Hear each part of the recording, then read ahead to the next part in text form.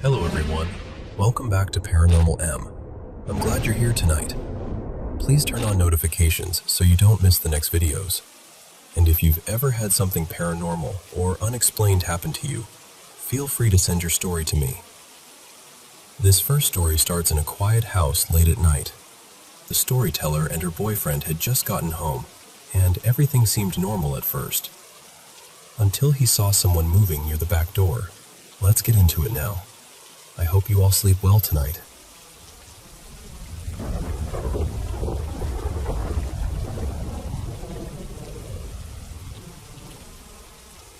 I still think about that Friday night because nothing about it made sense. My boyfriend Mason and I had just gotten back to my house around 2 in the morning after being out for the night. I live with my grandma and my dad, and between all of us, we've got a whole little zoo in the house. My dog, my grandma's dog, and my dad's 2 cats. So it's not exactly a quiet place. We live in a small Appalachian town, the kind where everybody knows everybody, or at least thinks they do. Our house sits on a corner lot with a big back deck and covered stairs leading down toward the driveway. People usually come in and out through the back door, and honestly, we don't lock it as often as we should. When we got inside, I went straight to the bathroom. Mason said he was going to take my dog out. I had barely been in there 30 seconds when the bathroom door cracked open and Mason stuck his head in. He looked dead serious and said, "Stay in the bathroom." Not gently, not joking. He said it like something was wrong. I was tipsy and confused, so of course I didn't listen. I opened the door a little and looked out, and I saw him standing by the back door, staring through the window like he was trying to see through the dark itself. Then he turned, saw me, hurried back, and pushed us both into my bedroom. He said, "Someone was in the house." At first, I thought he meant he heard something, but he kept shaking his head and saying, "No, I saw someone." He told me he had been standing in the kitchen, trying to get a toy away from my dog so he could take him outside.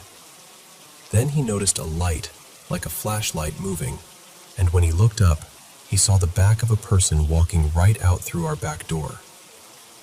At first he thought it was my grandma, but then he looked into her room and saw her asleep. He took a couple more steps and saw my dad passed out on the couch in the living room. So whoever he saw wasn't anyone who lived there. He ran to the back door and opened it. He said he could hear footsteps going down the deck stairs. Then he shut the door and stood there watching outside, and that's when I came out of the bathroom. He told me he was going to take the dog out, grab his gun from the car, and look around the outside of the house. And this is the part that still bothers me. My dog is huge, around 130 pounds, and Mason said he practically had to force him down the stairs because he did not want to go. That dog is usually fearless. That night, he wanted no part of whatever was out there. Mason didn't see anyone outside, so he told me to wake my grandma up and ask if she had someone over because, honestly, she has had some questionable taste in men lately. I went into her room, shook her awake, and asked if anyone had been at the house. She said no. I said, "Are you sure? Because Mason thinks he heard someone going out the back door." And Mason corrected me right away. He said, "I didn't hear someone. I saw someone." My grandma just told us to lock the door and went back to sleep. We were both rattled. Mason kept saying he knew how crazy it sounded, but he saw a person and then heard them leaving. I believed him because I could see how shaken he was. He wasn't trying to scare me. He looked scared himself.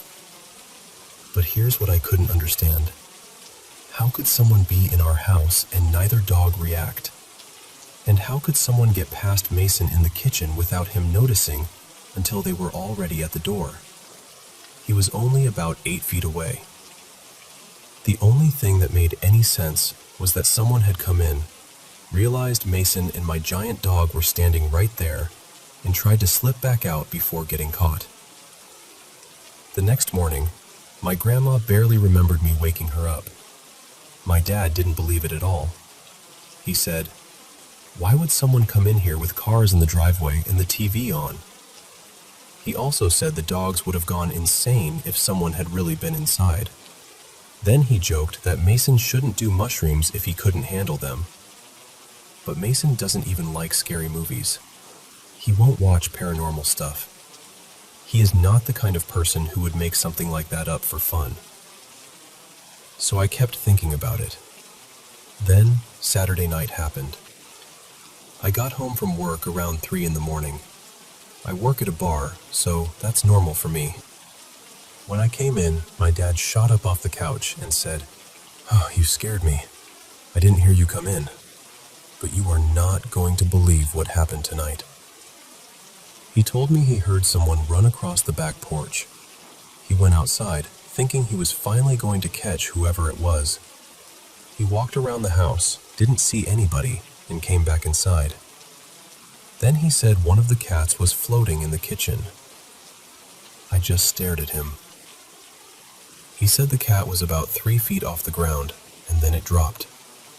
He walked over near the pantry, and he said it felt like someone was standing right there in front of it. He reached his hand out, and he swore something blocked him, like he couldn't touch the pantry door because something was in the way. Then he said whatever it was pushed him back into the counter. He swung at it, and it was gone. But now there's a hole in the pantry door from where he punched at it. I remember saying, "Are you serious? The cat was levitating? Come on." But he swore up and down that it happened exactly like that. And the thing is, he sounded just like Mason had the night before. He knew it sounded ridiculous, but he was completely convinced. Now I'm just waiting for something to happen to me, because part of me still can't believe it. My grandma has owned this house for more than 30 years. My dad has lived here since he was a teenager. Nothing like this has ever happened before. So why now? That's the part I keep coming back to. Why now?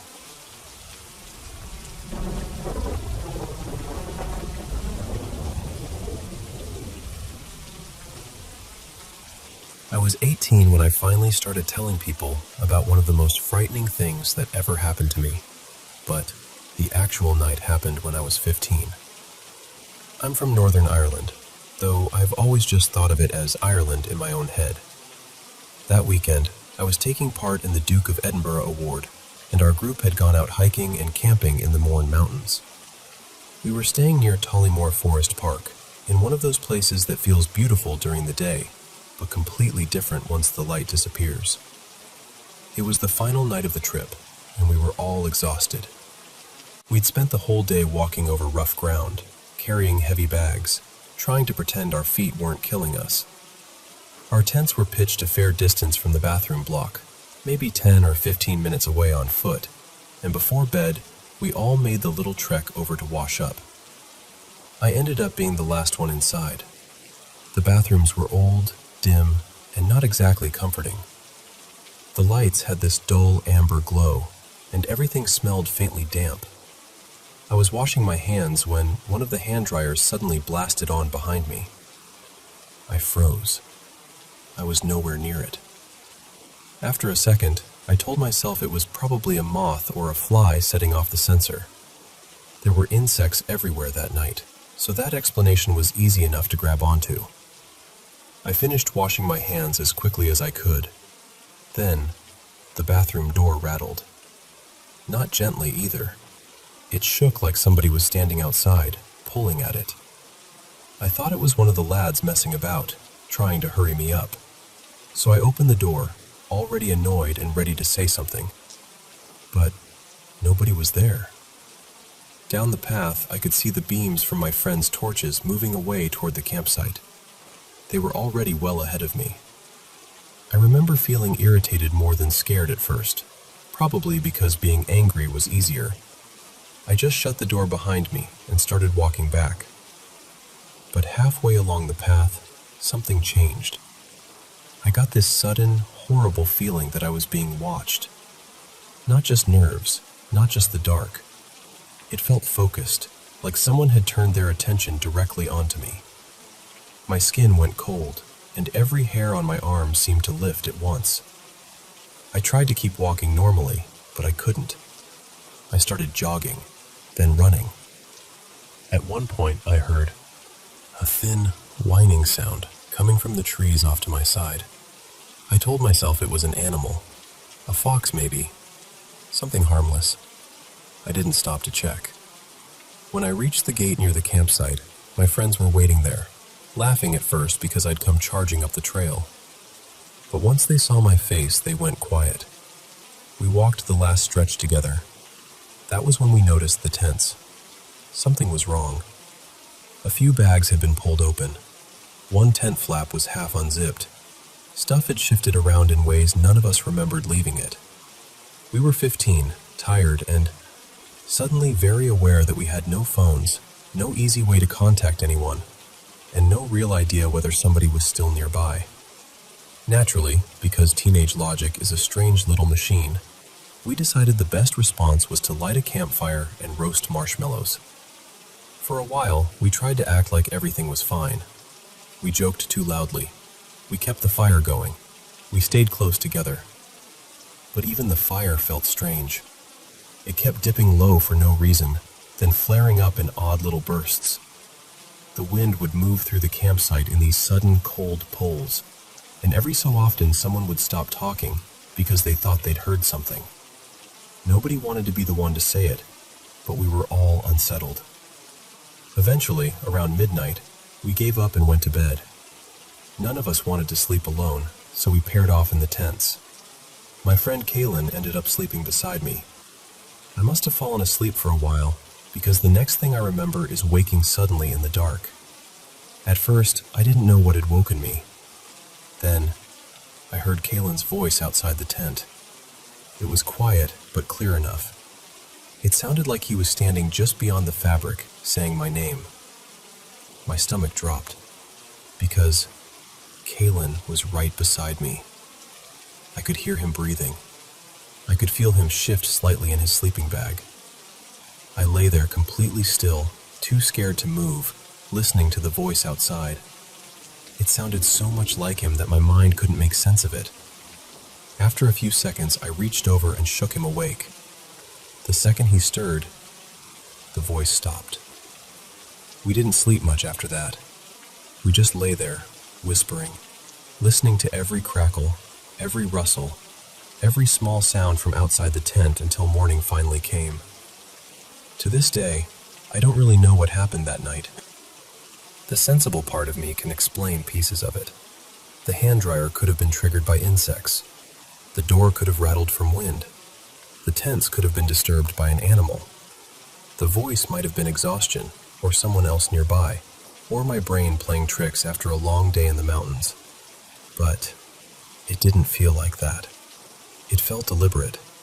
And even now, years later, whenever I think about that campsite near Tollymore, I remember lying in that tent in the dark, hearing my friend's voice outside while he was asleep right next to me.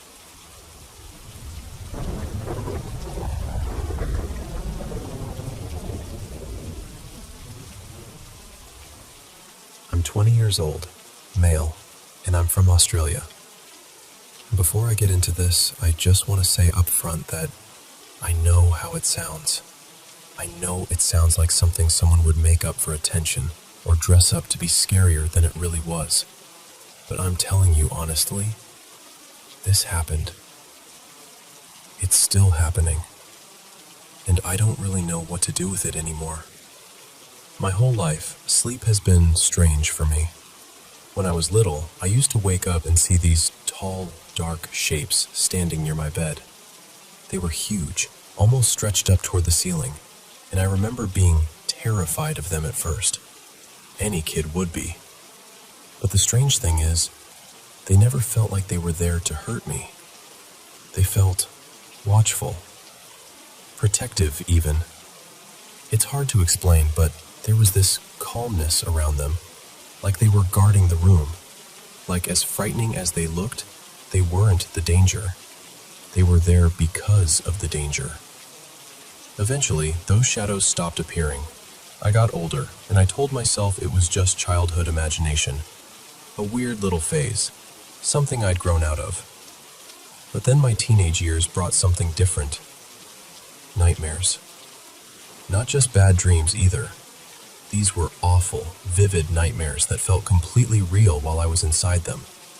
Murder, creatures, vampires, witches, demons, people screaming, blood, all of it. They were constant through high school, and everyone seemed to end in some kind of horrible death or tragedy. It was exhausting, genuinely exhausting. But there was always one comfort. It was a dream. No matter how bad it got, I could wake up. I could sit there in bed, shaken and sweating, remind myself none of it had happened, and move on with my day. I had slept, I had dreamed, and I was safe. That comfort doesn't feel so solid anymore. I'm saying all this late at night because, honestly, I'm stalling. I'm putting off going to sleep. These last few weeks have made me scared in a way I don't even like admitting out loud, except maybe to my family. A little while ago, the nightmares suddenly stopped. For the first time in ages, I was sleeping without remembering anything. No monsters, no violence, no horrible dream worlds, just blank sleep. And at first, I thought that was a good thing. I thought maybe my brain had finally given me a break. But then my family started mentioning things. They'd ask me in the morning if I was okay. They said they'd heard shouting from my room at night, sometimes yelling, sometimes what sounded like screaming. I told them that couldn't be right, because I wasn't having nightmares anymore. I wasn't remembering anything at all. For a while, I brushed it off. My sleep has always been weird, so this just felt like another odd little chapter in the same ugly book. Then one morning, I woke up and my room was wrong.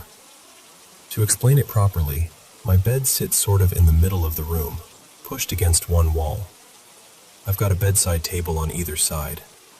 There are 2 doors on opposite walls. One opens into the house. The other opens outside onto a small balcony that leads down toward the yard. That morning, the outside door was completely blocked. Not just a little blocked. Barricaded. One bedside table, a heavy wooden chair, and part of a shelving unit had been shoved in front of it. Somehow, while asleep, I had moved large pieces of furniture across the room and stacked them against that door. I had no memory of doing it. No dream, no reason, nothing. I moved everything back, tried to laugh it off, and went on with my day. I told myself maybe I had been sleepwalking. Maybe it was strange, sure, but not impossible. I wish that had been the end of it. A few nights later, it was pouring rain. Proper heavy rain. The kind that makes the whole house sound hollow. It was deep into the night, and I'd been asleep for a few hours. Then I woke up, and I was already running, outside, completely naked. I was sprinting through the side of the house, through wet grass and mud, straight into branches and scrub.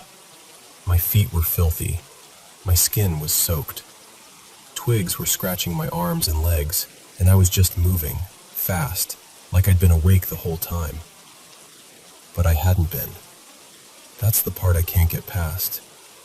I woke up in the middle of it, already running, and even then I didn't stop right away.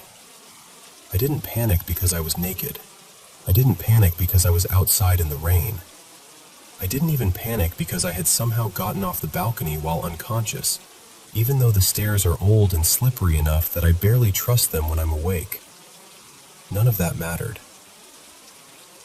Because in that moment, I knew something was behind me. I didn't see it clearly. I didn't need to. I felt it. The same way I used to feel that the shadows in my room were protecting me. I could feel what this thing wanted. And it did not want to protect me. It wanted me. It was hungry. not in a normal way, not like an animal. It felt cruel, focused. Like if I slowed down, it would reach me, and whatever happened next would be worse than anything I'd ever dreamed. So I ran. That's the thing I can't explain to myself. I wasn't just sleepwalking. I wasn't calmly wandering through the house. I was fleeing. My whole body believed I was being hunted. There's more to this, and this wasn't the only time I felt that presence. Things have happened since then. Worse things, honestly. But this is all I can manage to say right now. And if I'm being truthful, this is all the stalling I can get away with tonight. I have to try to sleep again. Wish me luck.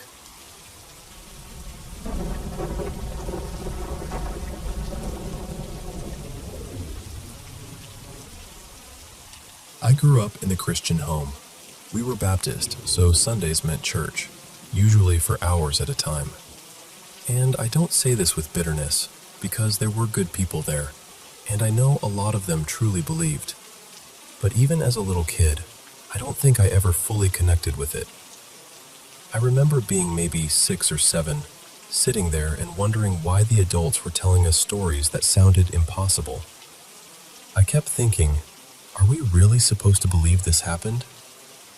It felt less like truth to me, and more like something grown-ups had agreed to pretend was true. As I got older, I started looking into other beliefs. Around 12 or 13, I found the words paganism and Wicca, and that lit something up in me. I was a curious kid, probably too curious. While other kids were riding bikes or playing games online, I was in my room trying to feel energy between my hands and reading about spells I barely understood. And yes, I got into seances too. Not seriously at first, more like the way a kid pokes at a dark closet because they want to prove they're brave. When I was 13, I convinced a friend of mine to use a Ouija board with me. Her name was Kayla. She really didn't want to do it, but I kept pushing until she finally agreed. Her one rule was that we had to leave the lights on, so we shut ourselves in my bedroom.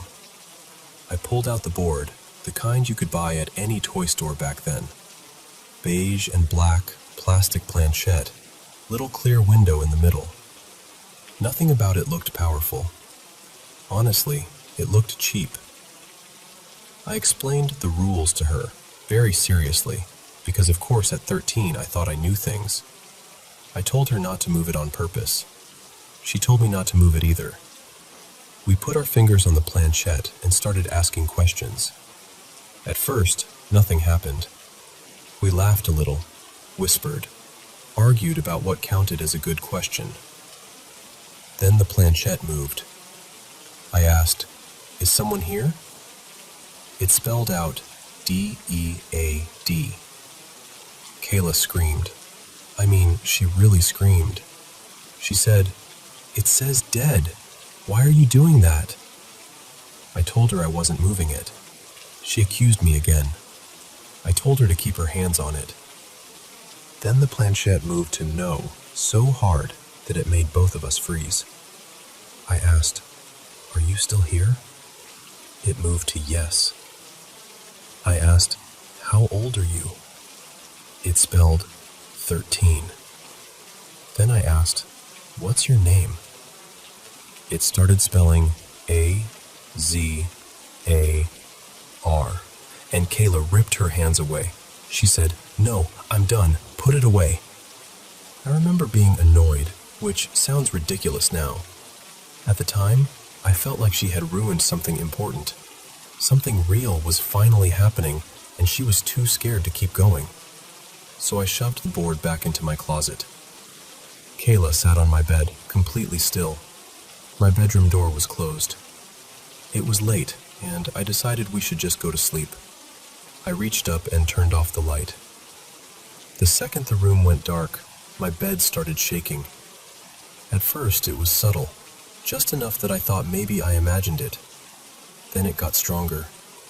My bed had a metal frame, and it was pushed against the wall, so when it shook harder, it started banging against the wall. Loud, violent. like someone had grabbed it with both hands and was trying to throw it across the room. Then it stopped. Kayla jumped from my bed to the door so fast it barely looked real.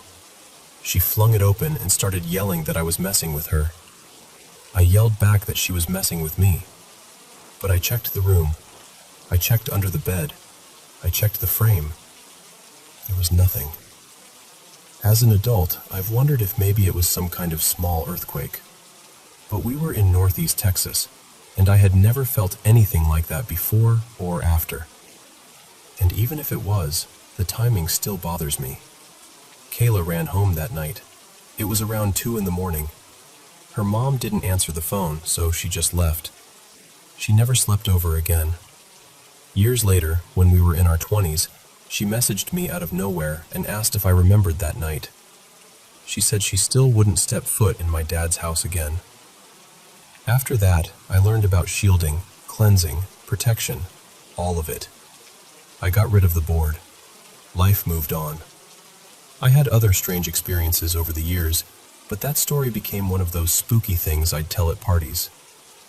I usually skipped most of the details and went straight from, "we used the board," to, "the bed shook." Then, in early 2012, everything changed.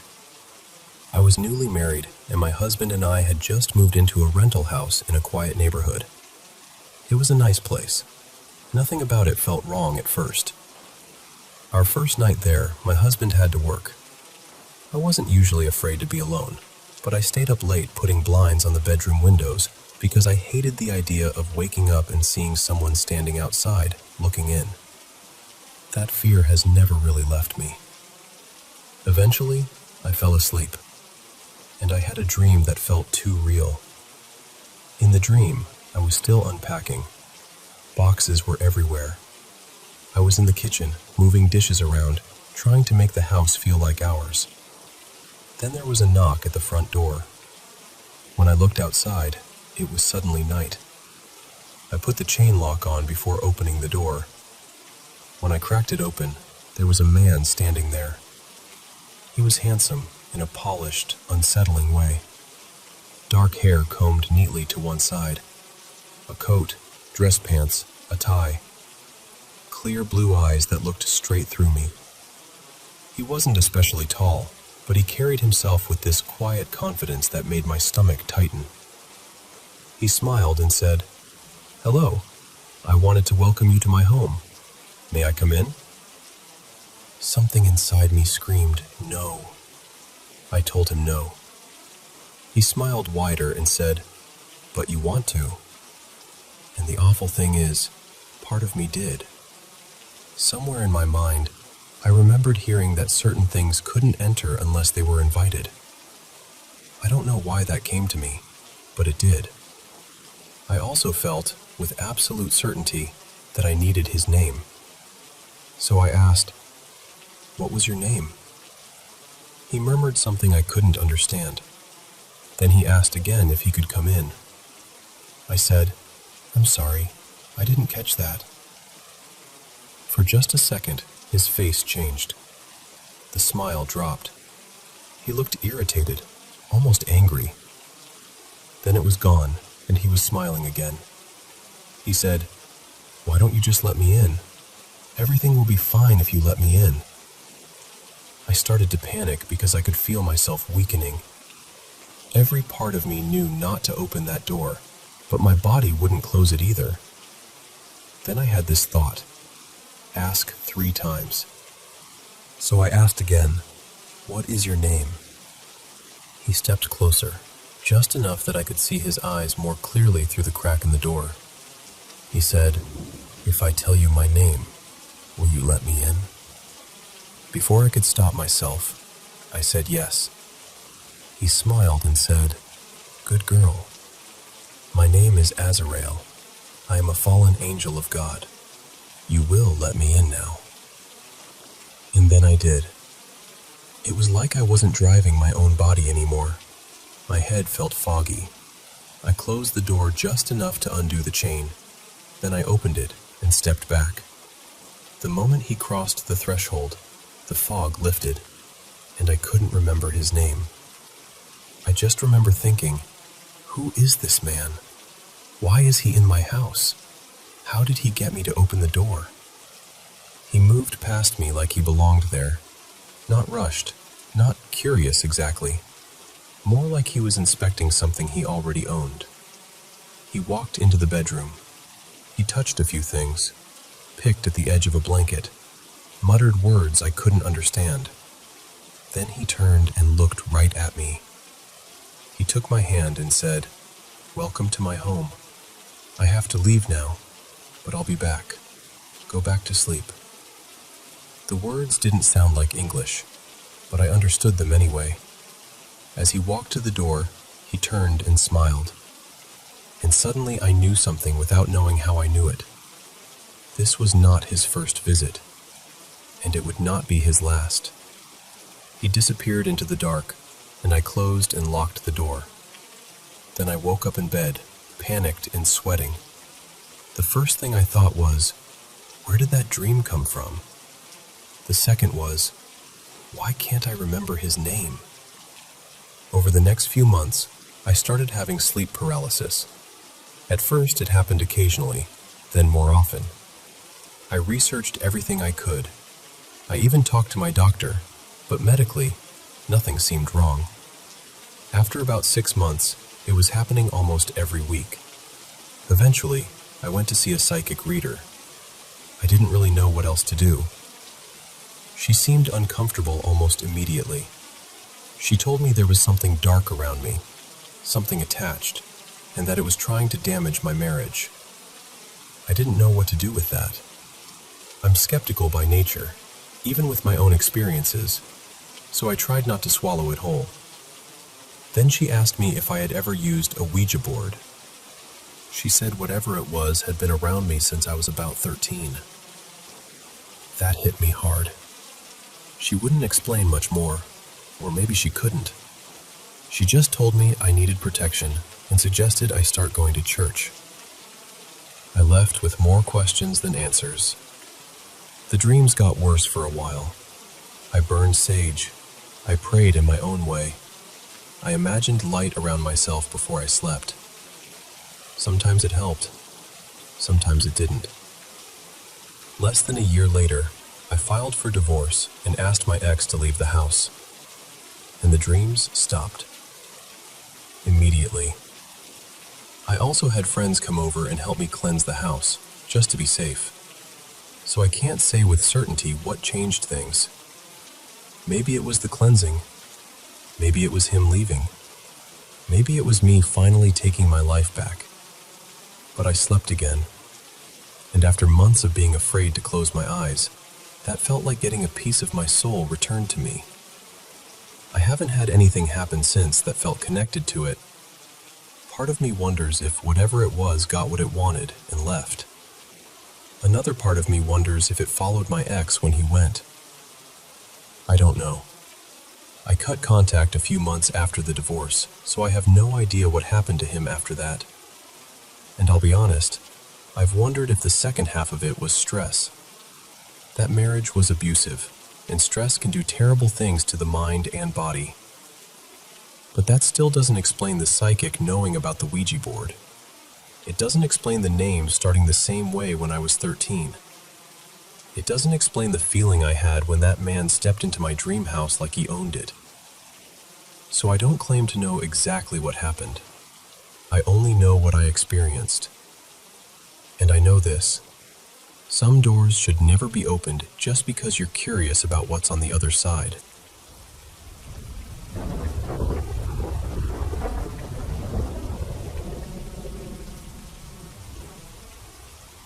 I still remember this clearly. It happened in 2011, when I was studying at a boarding school in the hills of Himachal. I was in class 10 then, and our board exams were getting dangerously close, so everyone was a little stressed in that quiet, serious way students get near finals. That night, I stayed behind in the study room to finish revising 2 chapters. It was a big room, full of long wooden desks and those old chairs that made noise even when you barely touched them. Usually, there were 10 or 12 of us studying there late, whispering, turning pages, pretending not to be sleepy. But I had been so buried in my notebook that I didn't notice everyone leaving. When I finally looked up, I realized I was alone. Outside, it had been raining for hours. The school was built on a slope, surrounded by trees, and the rain kept tapping against the roof and windows. At first, it felt peaceful, almost comforting. Then the lights flickered. I looked around, but nothing seemed wrong. I told myself it was just the weather. These old hill schools always had power issues during rain. I only had a few pages left, so I bent over my book again and tried to focus. That's when I noticed a small, crumpled ball of paper lying on the floor a little distance away, maybe 15 or 20 feet from my desk. I remembered seeing it earlier and didn't think much of it. A few moments later, I heard a chair move. Not fall, not shift, move. It made this slow scraping sound across the floor.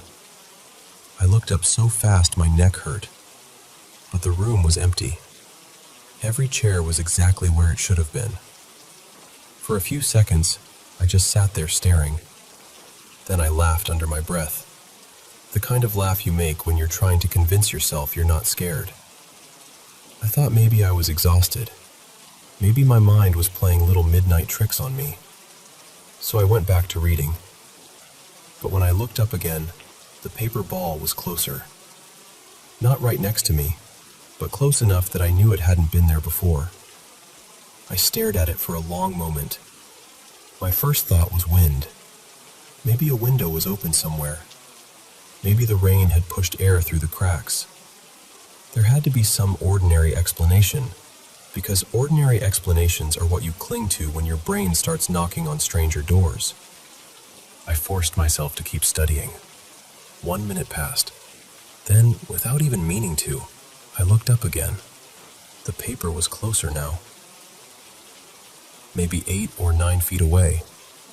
That was when I felt my chest tighten. I remember whispering to myself, "Don't be ridiculous, Arun.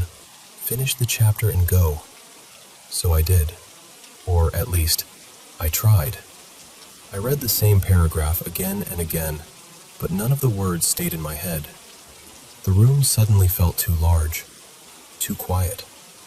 Even the rain seemed far away for a moment. Then something touched my right foot. I froze completely.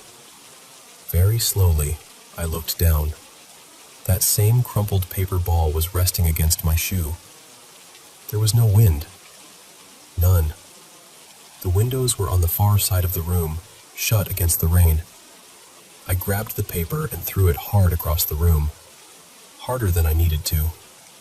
It hit the floor and stopped near the last row of desks. I kept staring at it. For a few seconds, nothing happened. Then it moved. But it didn't roll. It dragged. Slowly. Deliberately. Like something I couldn't see had pinched it between invisible fingers and was pulling it back toward me. I can still feel what happened inside me then. My hands went cold. My stomach dropped. Every bit of courage I thought I had just disappeared. And before I could even stand properly, the lights went out. The whole study room fell into complete darkness. The rain sounded louder now, almost angry, like the sky had leaned closer to listen. I pushed my chair back and stood up, and the scraping noise it made nearly made me jump out of my skin. I didn't care about my books anymore. I didn't care about my bag. I just wanted the door. Then lightning flashed. For one sharp second, the entire room turned white, and on the wall in front of me, I saw a shadow. A woman's shadow. Tall. Still. And it wasn't mine. That was it. Something in me broke loose. I ran. I ran out of the study hall, through the corridor, down the stairs, and straight back to the dormitory without looking behind me once. I left everything there.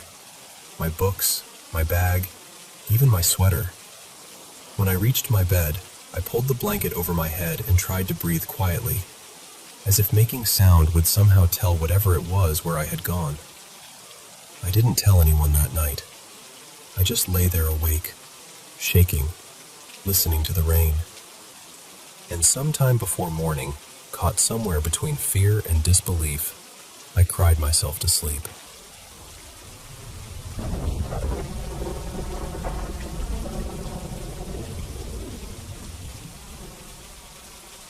I was 11 when this happened, and even now, I still don't really know what to call it. Back then, my best friend, let's call her Aria, and I were playing Apex Legends late at night. It was already past midnight, and we were in a PlayStation party with another friend of ours, who I'll call Kayla. Aria had Kayla's phone number, but I didn't. So while we were all joking around, Aria gave it to me, and we came up with this dumb little prank. The idea was that I would text Kayla from my phone, say some creepy things, scare her for a minute, and then we'd reveal it was us. We were kids. We thought it was funny. We were not thinking it through at all. So I started texting her strange stuff. At first, she replied with things like, "Who is this?" and "Stop messing with me." And because I was fully committed to the prank, I sent messages like, "I'm coming for you, Kayla," and "I'm outside your house." Just stupid, creepy kid nonsense. Then, she stopped replying. At first, Aria and I thought maybe she got annoyed or went to sleep, but then she didn't come back online the next day, or the day after that. We started getting worried. We spam called her, messaged her, tried everything. Nothing. A few days later, she finally joined the PlayStation party. The second she got in, Aria and I practically jumped on her with questions. "Are you okay? Where have you been? Why did you disappear?" And Kayla sounded exhausted. Shaken, honestly. She said, "A few nights ago, some creep was messaging me. Then someone tried to break into my house." Aria and I went silent. We asked her what she meant, and she explained that when she got those messages, she got scared and showed her grandmother. Her grandmother called the police and also called Kayla's dad, who was a cop at the time. When the police and her dad got to the house, they found a grown man on the front porch with a backpack. He was trying to get in. From what Kayla told us, they arrested him, took everyone down to the station, and later found out he had horrible intentions. He had things in his bag that made it clear he wasn't just some random guy wandering around at midnight. And then Kayla sent screenshots of the messages to Aria. They were my messages. The creepy texts that made her grandmother call the police were the ones I had sent as a prank. I remember sitting there completely frozen. Aria was crying. Kayla sounded like she was barely holding herself together, and I felt sick because part of me thought, this is my fault. Even though another part of me knew that if those messages hadn't scared her, she might not have gone to her grandmother at all. A little while later, I texted Aria privately and asked, "Are you two pranking me back? Is this revenge?" She said no. She even showed me that she and Kayla hadn't talked since the night Kayla disappeared. And honestly, the way Kayla sounded in that party, there was no way she was acting. She was scared. Aria was scared. I was scared. For years, I brushed it off as one of those strange coincidences life throws at you. But looking back, I still can't explain it. We sent Kayla creepy messages about someone being outside her house, right before there actually was someone outside her house. Those messages made her go to her grandmother. Her grandmother called the police. The police and her dad arrived just in time to find a grown man on the porch with a backpack, trying to get inside. And the only people home were a 14-year-old girl and her elderly grandmother. So I still wonder about it. Did we accidentally save her? Did I somehow sense something without knowing it? Was it just the strangest timing in the world? Or was there something else nudging things into place that night? I'm not someone who jumps straight to paranormal explanations, but this one has always stayed with me. Because that prank was supposed to scare her for a few minutes. Instead, it may have saved her life.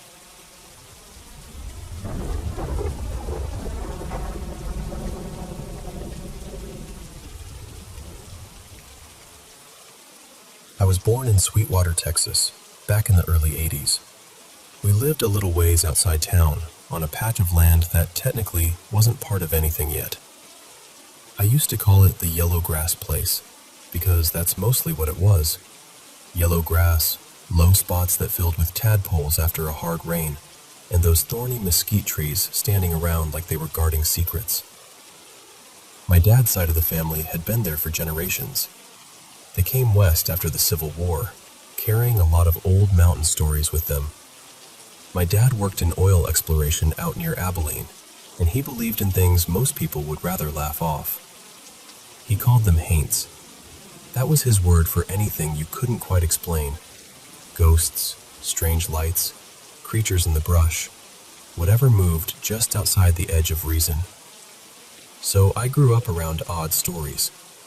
Strange things didn't scare me the way they might scare someone else. But what started happening when I was 9 years old was different. It didn't feel like an old family tale. It felt personal. That was the year my mother started talking like she hated the land. She called it empty, ugly, a flat little nowhere. She didn't like our neighbors. She didn't like the oil field people. She didn't like the trailer park nearby.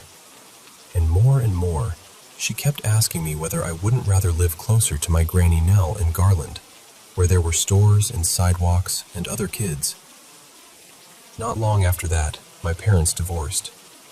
The first custody arrangement split my life right down the middle. For part of the year, I stayed with my dad out on the land near Sweetwater. For the rest, I lived with my mother near Dallas, first in Garland and then later in Mesquite, in one of those brand new neighborhoods where every house looked freshly stamped out of the same mold. Living there was hard, not because of the house itself exactly, but because of the pressure inside it. My mother's relatives were always talking to me about court, always trying to get me to say I wanted to stay in the city permanently. I spent a lot of time alone in my room, playing Nintendo, watching old reruns, and keeping the volume up on my little sticker-covered black and white television so I wouldn't have to hear the grown-ups talking. That's when the noises started. At first, it was just the attic. Whenever my mother stood outside my bedroom door, talking about lawyers or judges or what I needed to say, I'd hear something heavy being dragged across the floor above me. Not a scratch, not a creak. A real dragging sound, like a trunk being pulled from one side of the attic to the other. Then the room would go cold. I mean cold in a way that made no sense. One minute it was normal, and the next it felt like all the warmth had been sucked out through the walls.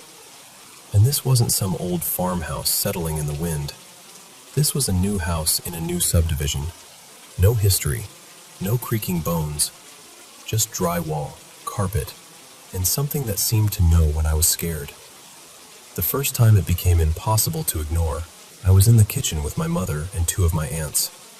They had papers on the table, and they wanted me to sign something. I remember my heart pounding so hard I could feel it in my throat. And then every cabinet door in that kitchen flew open at once. For half a second, nobody moved. Then every single one slammed shut so hard the wood cracked. My mother stopped talking. My aunts froze. Before anyone could say a word, the silverware drawer shot open and dumped knives, forks, and spoons all over the floor. Nobody tried to explain that one right away. It happened at my dad's place too, though not as often. One evening, after a terrible phone call with my mother and her attorney, I felt so upset it was almost like my skin was buzzing. I was in my bedroom when the windows started vibrating. Then, one after another, they cracked. My dresser slid away from the wall by itself. My dad came to the doorway pale as paper, holding a shotgun he never raised. He just stood there, looking into the room, and said the haints were feeding on my nervous spirit. But the mesquite house was worse. much worse.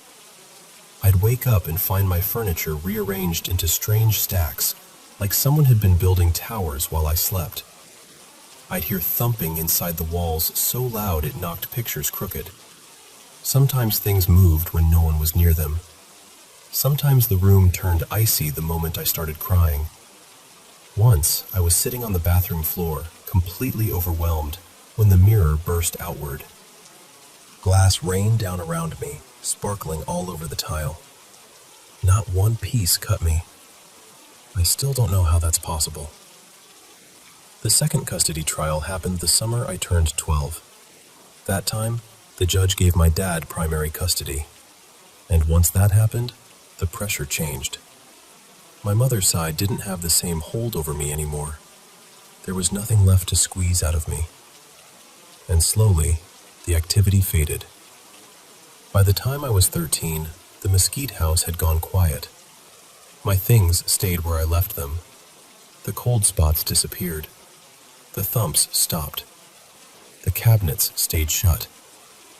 For the rest of my teenage years, I still moved between homes, still had to adjust to the strange shape of my family.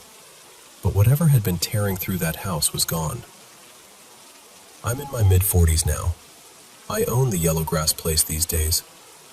My dad retired out in New Mexico, and my mother still lives in that same mesquite house. I've had other strange experiences in my life, but nothing ever came close to that. Nothing ever felt so connected to fear, to pressure, to a child being pulled too hard in two different directions. And the strangest part is this. Once the pressure lifted, the house finally learned how to be silent.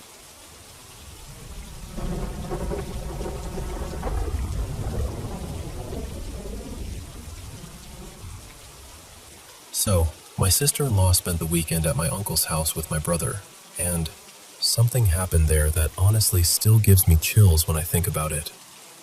My uncle lives there with his wife and their 2 kids. Their son is 19, let's call him Rohit, and their daughter is 11, let's call her Ruhi. My brother and my sister-in-law were visiting, and my sister-in-law is pregnant. The house has 3 bedrooms. My brother and sister-in-law took one room. My uncle and aunt slept in another, and the kids slept out in the living room. The 3rd bedroom was empty that night. At around 4 in the morning, my sister-in-law woke up because she needed to use the bathroom. She went in, finished, and while she was washing her hands at the sink, she looked up into the mirror. Now, from that mirror, you can see part of the empty 3rd bedroom behind you. There's a couch in there, and when she looked into the mirror, she saw a boy sitting on that couch. Not standing, not walking past, just sitting there. The whole house was dark, so she couldn't see his face clearly, but she could see the shape of him. A young boy, around Rohit's age. But she knew right away it wasn't Rohit. His haircut was different, and besides, Rohit was sleeping in the living room with his sister. She was absolutely terrified. She didn't even turn around properly to check. She just rushed back to her room, locked the door, got into bed, and started quietly saying prayers until she somehow fell asleep again. The next morning, around 6, when my brother woke up, she told him everything. He went to check the room and said maybe she had been half asleep. Maybe the darkness made her imagine something. But she kept saying, "No, I know what I saw." Then she asked him to sit on the couch in the exact spot where she had seen the boy, while she stood at the sink and looked through the mirror. And the moment he sat there, she got goosebumps, because that was exactly what she had seen. A boy's silhouette sitting on the couch. Later, when my uncle and aunt woke up, my brother and sister-in-law told them what had happened. And that's when things became even stranger. My uncle said this wasn't the first time someone had seen a boy in that room. When Ruhi was only about 3 or 4 years old, she used to say there was a boy in that bedroom. Not once, but several times. She said he would call her, not with words, but by moving his hand, like he wanted her to come closer. At the time, everyone dismissed it. She was tiny, and they thought maybe she was imagining things, or scared of shadows. They comforted her and told her nothing was there. but there was one detail she had mentioned back then. She said the boy looked around the same age as Rohit was at the time. Rohit would have been about 11 then. And now, 8 years later, my sister-in-law saw a boy who looked around Rohit's current age, 19. That's the part I can't stop thinking about. 2 different people saw something in the same room, years apart. Both saw a boy. Both described him as being around Rohit's age at that point in time. Then my uncle brought up something I didn't even know before. Apparently, after Rohit was born, my uncle and aunt had another pregnancy about 2 years later, but they decided not to continue it because they weren't ready for a second child at that time. My uncle now wonders whether the boy could somehow be connected to that child. He said maybe that's why Ruhi saw him when she was little, because Ruhi was the child they eventually had later. Maybe, in some strange way, that boy felt like she had taken his place. And then my sister-in-law asked him, "But why did I see him?" My uncle simply said, "Maybe because you're pregnant." I don't know what to make of any of it. The whole thing feels deeply unsettling, especially because the 2 experiences happened about 8 years apart, but the boys seem to have aged along with Rohit. That's what keeps bothering me the most. Do spirits grow older the way people do? Or was it something else entirely? I really don't know. But that room, that couch, and that mirror will never feel ordinary to me again.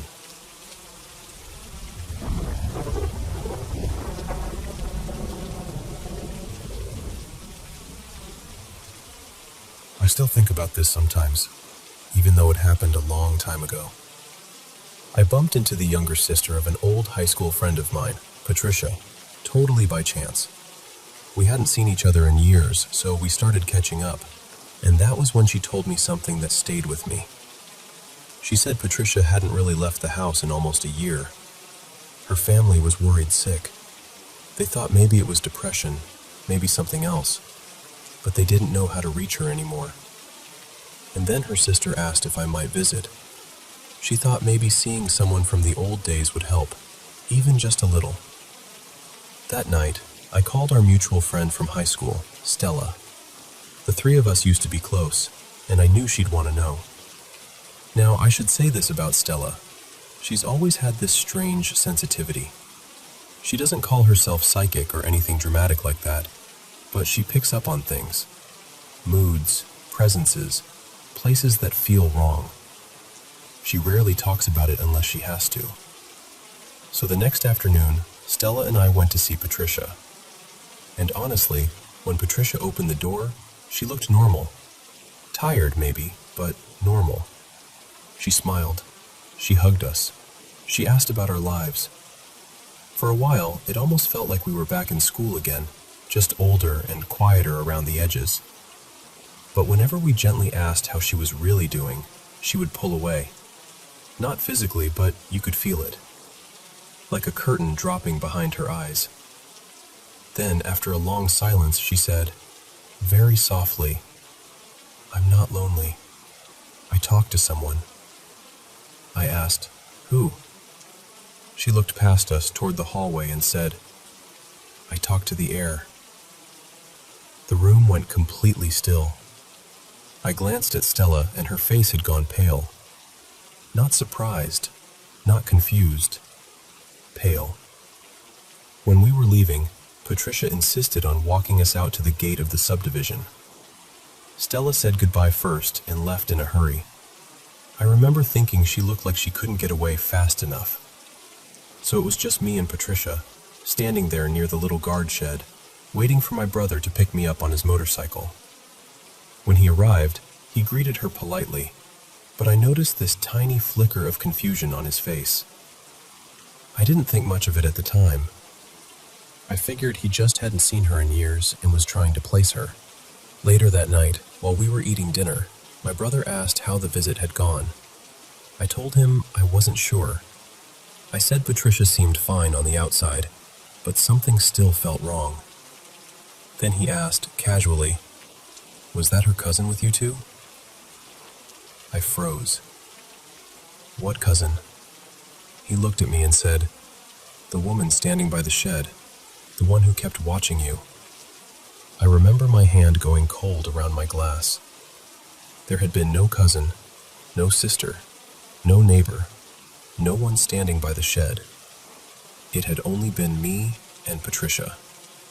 And right then, before I could even answer him properly, my phone lit up. It was a message from Stella. All it said was, "There's something in that house with her."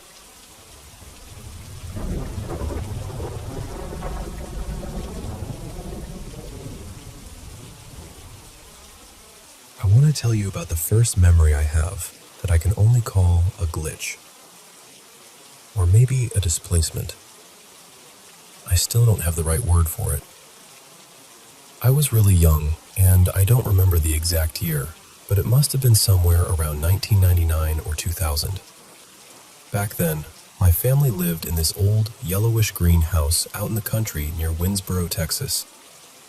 It was quiet out there, the kind of quiet that makes every little sound feel bigger than it should. I remember standing on the front porch one evening. The door was open behind me, and I had wandered outside for no real reason, the way kids do. I was looking through the window at my family inside. They were moving around, talking, just being normal. And then I saw someone behind me in the reflection of the glass. At first, I thought it was one of my siblings trying to scare me, but when I turned around, there was this figure standing on the porch in front of me. It had the shape of a person, but it wasn't a person. It was about my size, but it didn't feel like a child. Not at all. Its skin had this deep, bruised blue color, and it was completely soaked. Water was dripping off of it in heavy drops, hitting the boards of the porch one after another. I can still hear that sound sometimes when I think about it. But the worst part was its eyes. They were solid blue. No whites, no pupils, just blue all the way through. When I looked into them, I remember feeling like I was sinking, like cold water had filled the air around me and was closing over my head. It felt like every bit of warmth around me was being pulled away. And then, suddenly, I was sitting at the dinner table. No walk back inside, no door opening, no sound fading in or out, nothing. 1 second I was outside on the porch, frozen in fear, staring at that thing, and the next second I was sitting in my chair with my family around me, smelling hot chicken casserole on the table. Everyone else was acting completely normal. My parents were fussing about dinner. My mom told me to eat because she wasn't cooking anything else. And then she warned the rest of us that nobody was getting dessert unless plates were cleared. But my sister Lena was staring at me, and she looked scared. We didn't talk about it for years, not really. But when we finally did, I didn't even have to explain much. She remembered the night immediately because of the meal. She said she had never forgotten the way I seemed at the table. She told me I was acting like myself, but not like myself. That was how she put it. She said I answered questions when people spoke to me, but there was no feeling behind it, like I was just giving the right responses. She said I kept staring at the wall, barely blinking, and that it felt like I wasn't really there. She described it as mechanical, hollow. And then she said something that still bothers me. She said there was this cold, heavy feeling coming off of me that night, like the room around me had gone damp and wrong, but nobody else seemed to notice it. Not until I suddenly snapped back and panicked. As the years went on, things in my family got harder. My parents' addictions got worse, so trying to talk to them about anything from back then never really helped. My mom's memories of that time are blurry at best, and my dad passed away recently, so there's no way to ask him now. I'm almost 30 now, and I still think about that gap between the porch and the dinner table, because I don't believe I simply forgot what happened. I believe something else was there in my place for a little while, something that knew enough to copy me, but not enough to feel like me. And I guess I'm sharing this because I want to know if anyone else has experienced anything like this around Winsboro, the Piney Woods, or anywhere in East Texas. Over the years, I found a few stories that feel uncomfortably close to mine, especially from that same area and around that same time. So if you've had something similar happen, I'd really like to hear it.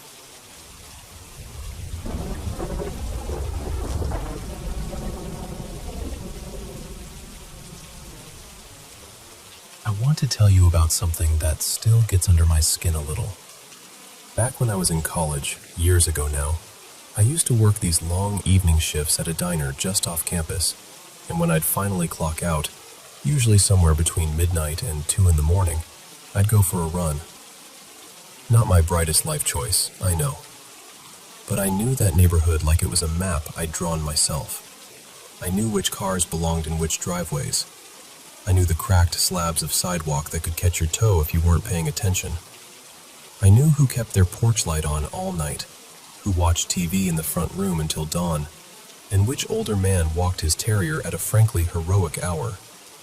I also changed my route constantly, because I wasn't completely reckless, just mostly. There was one route I didn't take very often because it was the longest one. After 10 or 12 hours on my feet, sometimes my body would just say, "Absolutely not, friend." But whenever I did take it, I always passed this little house across from a park and a narrow creek. And almost every time, I'd see the same young woman outside with a yellow lab. She was usually in scrubs, pink or pale blue most nights, with brown hair pulled back in a messy bun or a ponytail. She looked maybe 24, 25. Lean, quiet, tired in that way people are tired when they've just finished taking care of everybody else. I never wanted to scare her, because I was some random guy jogging by in the middle of the night, so I always crossed to the other side of the street before I reached her house. Then I'd give her a little wave, just a friendly, "I promise I'm not here to be a problem" kind of wave. She never waved back. Not once. She'd just stand there with the dog, and by the time I reached the corner and glanced back, she and the lab were usually gone. I figured she was shy or exhausted, or maybe she just didn't want to encourage conversation with a sweaty midnight jogger. Fair enough. I didn't think much more about it. Until recently. My mom still lives near that old neighborhood, and she works as a landscape designer. A few weeks ago, she mentioned she'd taken on a project at a cute house across from the park and the creek. I knew exactly which house she meant. So I said, "Hey, does a young woman live there? Brown hair, nurse maybe, has a yellow lab?" My mom said no. The couple living there was elderly, in their 80s. She figured maybe I was remembering someone who'd lived there before. And honestly, that made sense. People move. Dogs get older. Life rearranges the furniture. Then a few days later, my mom called me. The first thing she said was, "What did that girl look like?" I asked, "What girl?" And she said, "The one from your runs. The one outside that house." So I described her. Brown hair, medium length, usually tied back. Pink or blue scrubs. Slender, around my height. Early to mid-20s at the time. And the yellow lab, of course. My mom got very quiet. Then she said, "The couple who lives there had a daughter named Megan. She was a nurse. She died in a car accident on her way home from work when she was 25. And I just sat there, completely still, because my mom kept going. She died in 1998, she said, and she had a yellow lab named Samson. She used to walk him every night when she got home from her late shift at the hospital." Just so we're clear, I was a kid in 1998. The runs I'm talking about happened between about 2010 and 2014. So yeah, that part did not tuck itself neatly into any reasonable explanation. But it gets stranger. My mom told me that Megan's mother used to leave the porch light on whenever her daughter worked late, so she could see her way up the steps when she came home. Once Megan got home, she'd take Samson outside, bring him back in, and turn the porch light off. That was how her parents knew, when they woke up in the morning, that she had made it home safely. After Megan died, her mother kept turning that porch light on at night out of habit. And some mornings, it would be off. Her husband told her grief was playing tricks on her. Maybe she'd forgotten to turn it on. Maybe she'd turned it off herself and didn't remember. And maybe that's true. Grief can do strange things. But her mother told my mom she always felt like it was Megan's way of saying, "I'm home. I'm okay. You can sleep." Then she asked my mom to thank me for waving. That was the part that broke me. Because all those nights, I thought I was just trying not to scare a quiet woman and her dog. I thought I was being polite from across the street. But to her parents, somehow, it meant their daughter was still being seen, still being greeted, still part of the neighborhood, even after the world said she wasn't supposed to be there anymore. My mom and I cried pretty hard after that. And now, naturally, we've started joking through the tears about how we need to establish our own afterlife communication system someday, because asking for a full-body apparition feels like a lot of pressure. Maybe porch lights, maybe wind chimes, maybe one very specific kitchen drawer opening at dramatic moments. I don't know. All I know is that I still think about that house, that yellow lab, and the woman in blue scrubs who never waved back. And honestly, I'm glad I waved anyway.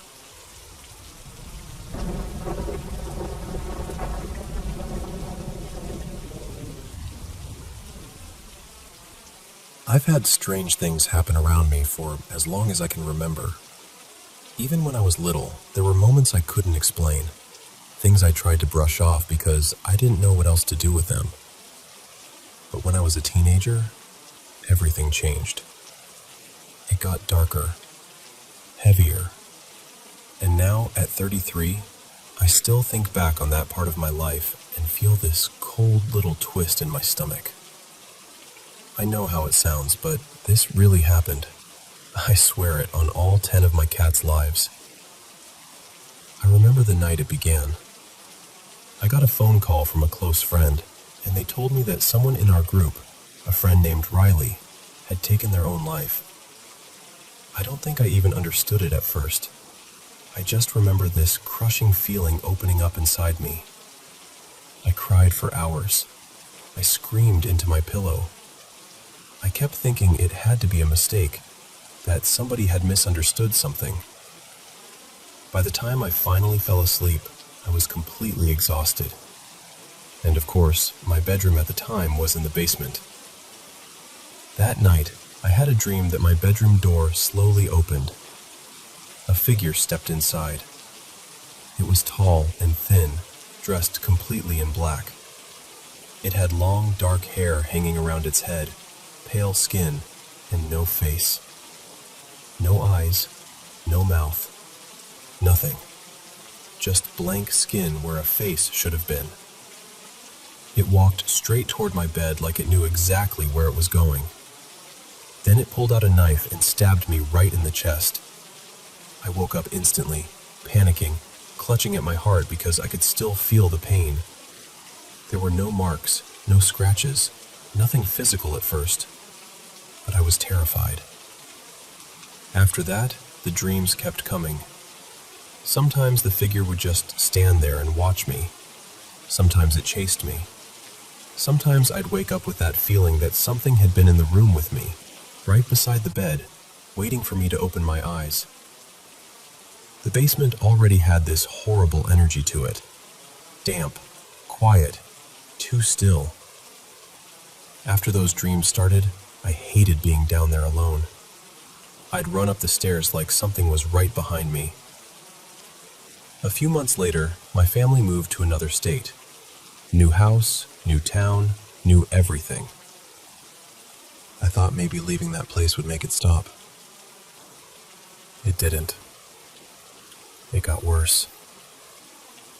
I was already in a really bad place mentally. I hated the move. I hated the town. I hated feeling like my whole life had been ripped up and dropped somewhere I didn't belong. And once again, my bedroom was in the basement. This basement felt even worse than the first one. I can't explain it properly, but the air felt wrong down there. thick somehow, like the whole room was holding its breath. I refused to go downstairs when I was home alone. The nightmares became more violent. The faceless figures started hurting me in them, not just chasing or watching anymore, but grabbing me, cutting me, attacking me. Then I started waking up with scratches in random places. My chest, my sides, my legs. Sometimes they were bruises too, dark little fingerprints of something I couldn't prove. The worst experience happened during what felt like a dream, but also not a dream. I was standing beside my bed, looking down at my own sleeping body. I felt this huge wave of fear and anxiety, like my body knew something was about to happen before my mind did. I kept looking at the closet at the foot of my bed, then back at myself lying there. Then the closet doors opened. The figure stepped out. I remember feeling panic rise through me, fast and sharp. I moved closer to my sleeping body, like I was trying to protect myself. The figure didn't have eyes, but I could feel it staring directly at me. Not at my body on the bed, at me, the part of me standing beside it. It moved to the foot of the bed and stretched one hand over my leg. I reached out and placed my hand over my sleeping body's shoulder. For a second, we just stayed like that, me watching it watching me. Then it dropped its hand and grabbed my leg. At the exact same time, I grabbed my own shoulder. I woke up gasping, like I couldn't breathe, absolutely terrified. I turned on my lamp and stayed awake for the rest of the night. I didn't even try to sleep again. This went on for years. The dreams, the scratches, the feeling of being watched, the dread of that basement room. It only stopped after I moved out. And here's the part that still makes my skin crawl. I told my parents about it more than once. They always said it was stress, mental health, an overactive imagination. And honestly, I wanted to believe that. I wanted there to be a normal explanation. But after I moved out, one of my siblings slept in that room for a night. The next morning, they came upstairs shaken and told my parents they'd had a nightmare about me crawling out of the closet on all fours, with blood running from my eyes. I still don't know what to do with that. That basement room is my dad's hobby room now. I don't go in there. I won't. It's always colder than the rest of the house, and it still has that same awful feeling, like something is tucked into the corners, waiting. I don't know why it stopped bothering me. Maybe it let go. Maybe it stayed in that room. Whatever the reason, I'm grateful it ended, because I spent years feeling like something was attached to me, feeding on every bit of fear and misery it could pull out of my life.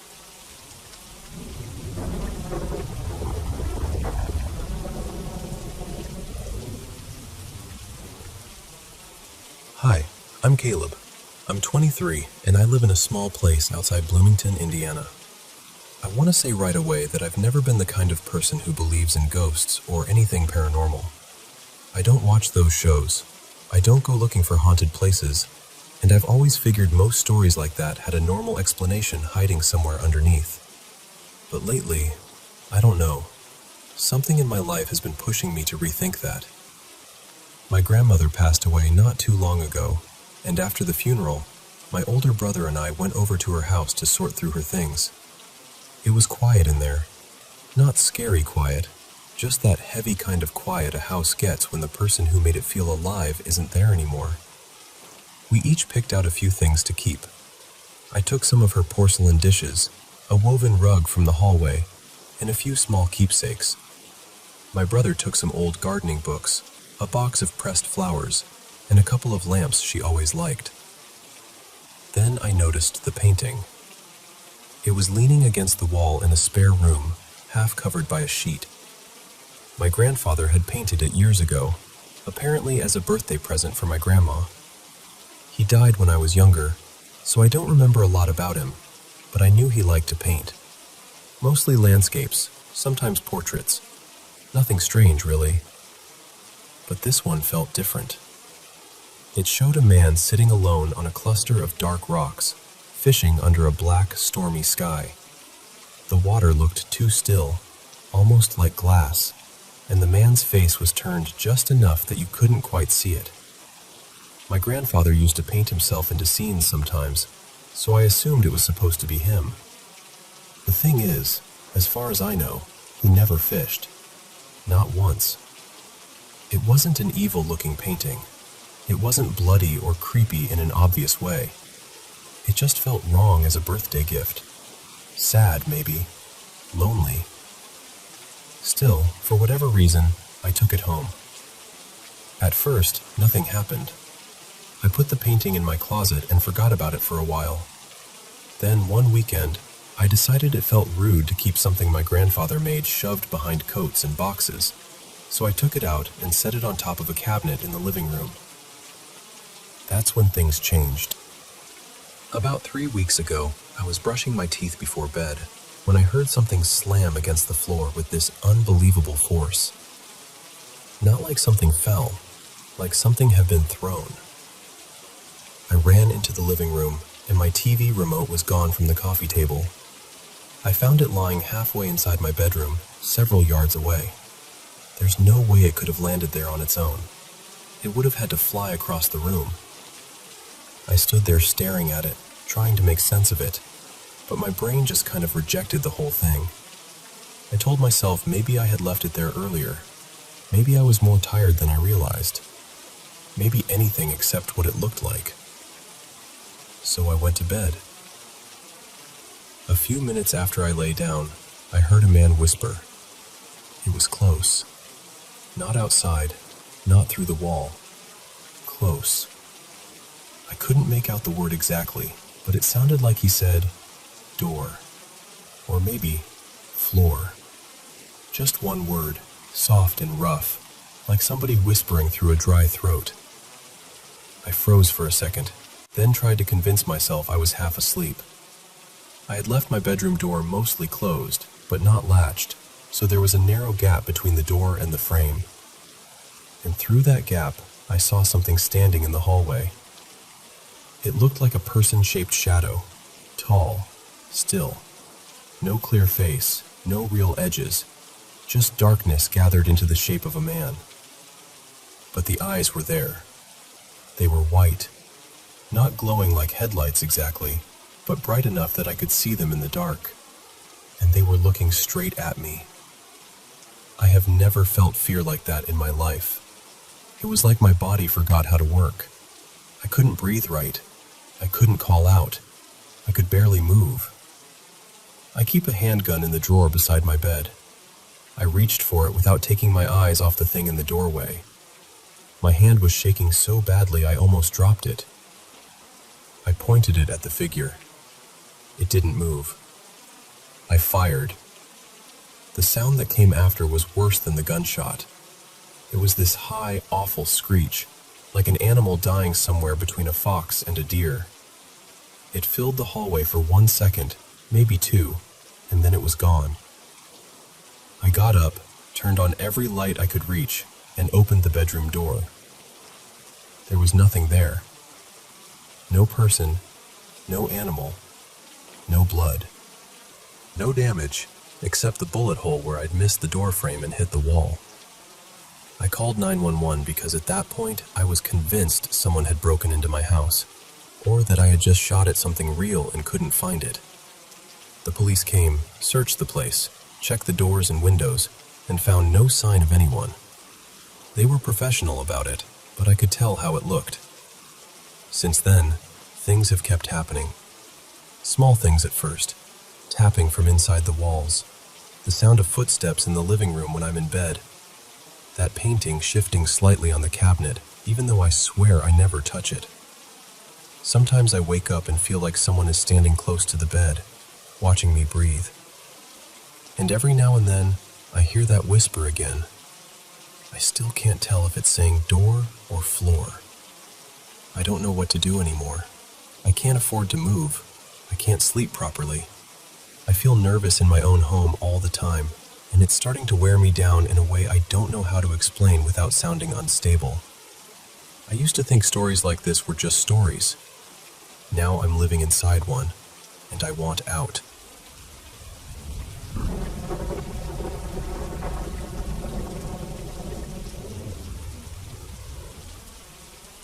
I want to tell you about something that happened to me back in early June of 2023 when I was 16. I woke up in the middle of the night, somewhere around 2:40 in the morning, and from my bed I could see straight out into the hallway. I know, sleeping with my door open was probably my first mistake. At first, I wasn't scared. There was a man standing there, and in the dark, he looked a lot like my dad. My dad has always been the kind of person who gets up during the night, so I didn't think much of it. I just looked toward him and said, "Hey." And the second I said it, he faded away. Not walked away, not stepped back, just faded. I remember lying there for a moment, trying to decide if I should be scared or not, but I was so tired that my brain barely reacted. I had put lip balm on right before I went to sleep, and after seeing him disappear, I remember touching my lips, rolling over, and trying to convince myself it was nothing. About 5 hours later, I woke up to my mom talking on the phone in the living room. Her voice sounded wrong. Not loud exactly, but shaky. Then she rushed into my parents' bedroom, and I got up and followed her because nobody calls that early unless something has happened. She handed the phone to my dad. That was when we found out my grandpa, my dad's father, had passed away. I felt like the floor had dropped out from under me. He died back in Ohio, where I'm originally from, and at the time we were living more than 30 hours away. We packed up and drove there, and once we arrived, I learned what had happened. According to what the coroner told the family, my grandpa had gotten up in the middle of the night, around 4:30 Eastern Time. He went downstairs to the bathroom, got sick, stood up, and then had what they called a widowmaker heart attack. I live in mountain time, so when I thought about it later, the timing lined up almost perfectly with the moment I woke up and saw that figure in the hallway. While we were in Ohio, I found an old photo album of my grandparents. There were pictures of my grandpa when he was younger, and when I saw them, my stomach went cold. The man I had seen in the hallway didn't just look like my dad. He looked like my grandpa, only younger. A few months after he passed, strange things started happening in my bathroom. The light began flickering badly, and it still does. We changed the bulbs, we checked the wiring. Nothing fixed it. The weirdest part is that my family says it only seems to happen when I'm around. There was another night when I woke up to my cat growling at that same bathroom. She is usually gentle and sweet, not the kind of cat that growls at nothing. But she was staring right into the dark doorway, low to the ground, making that awful warning sound animals make when they see something you can't. I've moved out of that house since then, but I'm supposed to move back next month. And honestly, I'm scared. I don't know if I'm being irrational, or if grief made me connect things that don't belong together. I don't know if this is something people experience when someone close to them dies, or if there really is something attached to me now. All I know is that I saw someone in the hallway that night. And later, when I looked at those old pictures, I knew exactly who it was.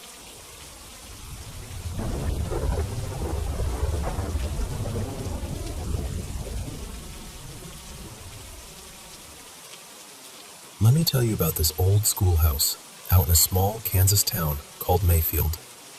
It had been in our family for years, and even though it belonged to us, it never really felt like ours.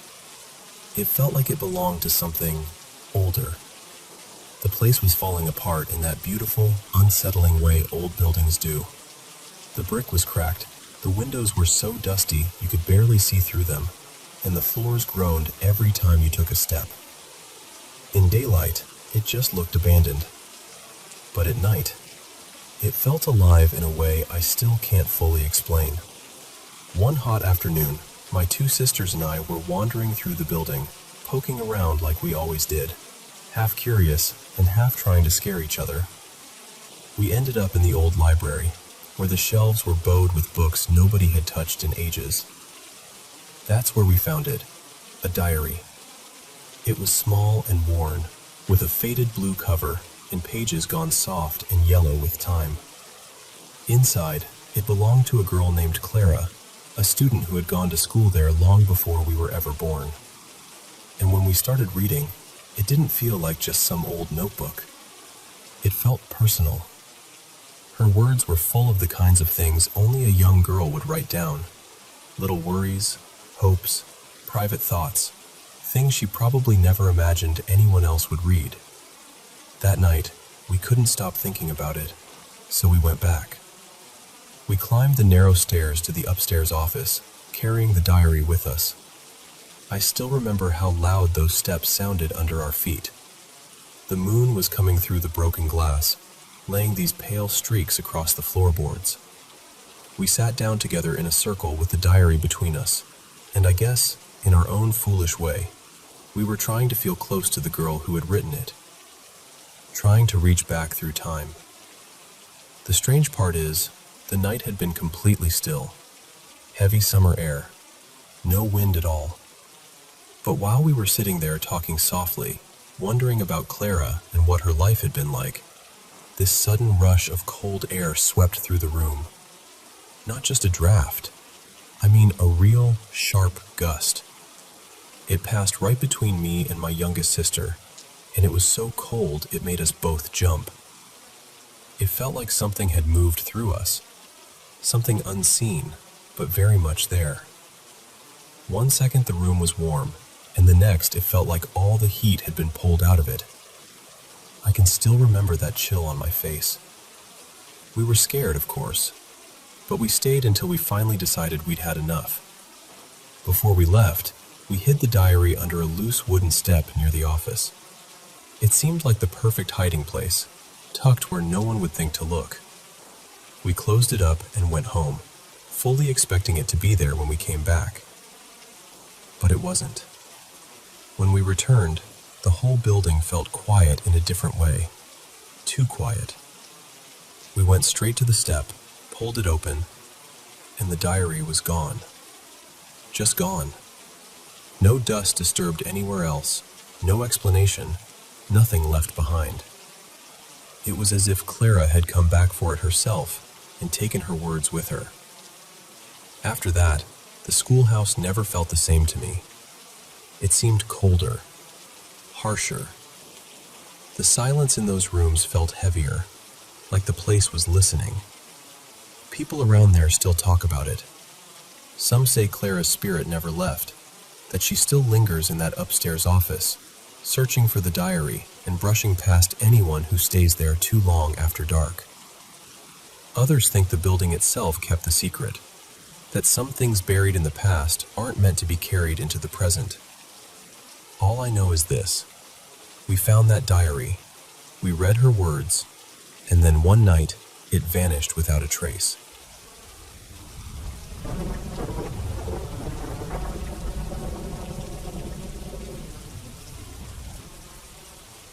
This happened around the fall of 2010, when I was in my junior year at Glenville State in West Virginia. It's a university now, but back then it was still Glenville State College. I grew up about an hour away, so I never really felt like I'd gone very far from home. And if you know that area, you know there are already plenty of ghost stories floating around. The whole campus had that reputation too. People always said it was haunted, and honestly, after everything I experienced there, I believed it. Even the dorm I lived in felt off sometimes. And right there on campus, there was even an old cemetery, which only added to the atmosphere. So when a paranormal group came in right before Halloween to do ghost tours and investigations, of course a few of us decided to go. At the time, I was on the cheer team. 4 of us signed up together, which worked out perfectly because everyone had to have a buddy. So I paired up with one of my teammates, and the other 2 paired up together. That night, we started at Clark Hall, which sits up on the hill at the top of campus. They split everyone into groups, and all four of us ended up together in the same one. We went in through the main entrance, and the investigators made a big point of telling us the power had been shut off at the breaker. The windows were closed, the building was still, and there wasn't even a hint of airflow anywhere. No lights, no drafts, no background noise, nothing. Just silence. And that's when things started to get strange. My buddy and I were walking right behind our other two teammates. One of them had really bright blonde hair, so she was easy to spot even in the dark. At some point, while we were heading toward the second floor, we got separated from them. To this day, I still can't explain exactly how it happened. My friend and I had our arms locked the whole time, so it wasn't like we drifted apart. But somehow, suddenly, it was just the two of us. We realized it when we were standing in a hallway and another group nearby had started doing EVP recordings. We didn't want to interrupt them, so we decided to quietly backtrack and find our friends. We walked down the hall toward this old, heavy wooden door. It had that dark, antique look to it, with a little pane of glass at the top, and I remember so clearly thinking how still everything was. No wind, no moving air, nothing at all. Then that door slammed. Not slowly, not like it drifted shut. It flew toward us and slammed hard, right in front of us, and then started rattling on its own. I mean, violently rattling. My friend and I were gripping each other so hard it probably hurt. It felt like something straight out of a horror movie, except it wasn't a movie. We were standing there in it, and I don't know why, but I just spoke out loud. I said, "Please let us through. We're only trying to get back to our group." The second I said that, the rattling stopped. Just stopped. And then I was able to open the door. We went through as fast as we could, and somehow our group was right down the hall. We caught back up with our teammates, and what really got me was that none of them had heard the slam. Not one of them. They'd been wondering where we went, but they never heard that door crash shut the way we did. They were busy taking photos, hoping to catch something in the still shots. But the night still wasn't over. My ankle was badly hurt. One of my teammates, the flyer I usually based for in cheer, ended up helping carry me back. I remember thinking there was no way she could manage that, but she absolutely did. All four of us made it back to the dorms together. Later, I found out I had fractured that same ankle again. I'd broken it years earlier when I was running track, so this was a refracture. It's been a long time now, but I still think about that night. And looking back, what stays with me the most is the feeling at that door. I'm sensitive to energy, and what I felt there didn't seem random. It felt like an older woman, frustrated, almost offended, like she thought we were trying to wander off or disrespect the space. And that door slamming in our faces felt like her way of saying, "No, go back." Whatever it was, I've never forgotten it. And honestly, I don't think I ever will.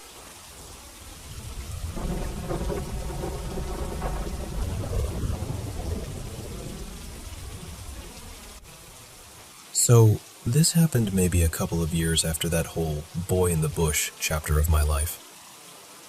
By then, I'd left the country and found myself in Sydney, somehow landing a job as a clerk in this old department store. How I got the job is a story for another day, honestly.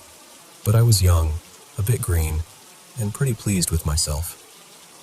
The building itself was something else. It dated back to the 1800s, all Gothic stonework and dramatic features, with this big clock and glass domes that gave it a real grandeur. It sat not far from Glebe, and anyone who knows Sydney could probably guess the place. I'd managed to get a tiny flat in Chippendale for about $55 a week, which tells you exactly what year we're talking about. Now, where I worked was hardly glamorous. Our little office was tucked away, and so small it felt more like a cupboard than a proper workplace.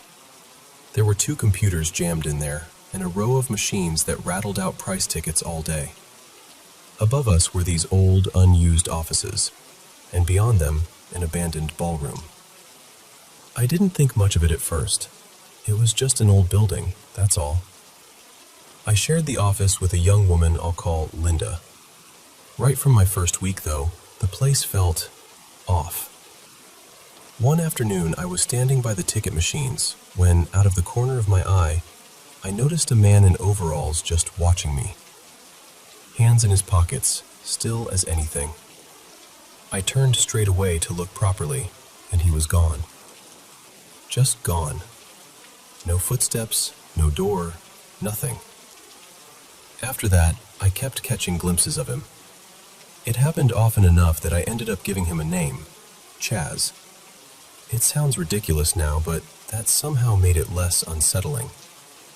And it wasn't just him. We'd hear footsteps upstairs in those empty offices. Phones ringing, even though there weren't any phones connected up there. Sometimes there was the smell of cigars drifting through, which made no sense at all because the whole area was non-smoking. And every now and then, there'd be faint voices, or old-fashioned music, like something floating in from another time. I asked Linda about it, half hoping she'd laugh and tell me I was imagining things. But she'd heard it too. Same sounds, same weirdness. Once she admitted that, it all felt a lot less explainable and a lot more unsettling. Then one evening, my boss asked if I wanted to stay back and do some overtime. I thought, well, extra money's extra money, so I said yes. I went home, had a quick dinner, and came back in. It was raining that night, proper steady rain against the windows, and the whole building had this hollow, echoing feel to it. My boss was working away in her office, which was some distance from mine, and to get to my little room, you had to cross this narrow catwalk.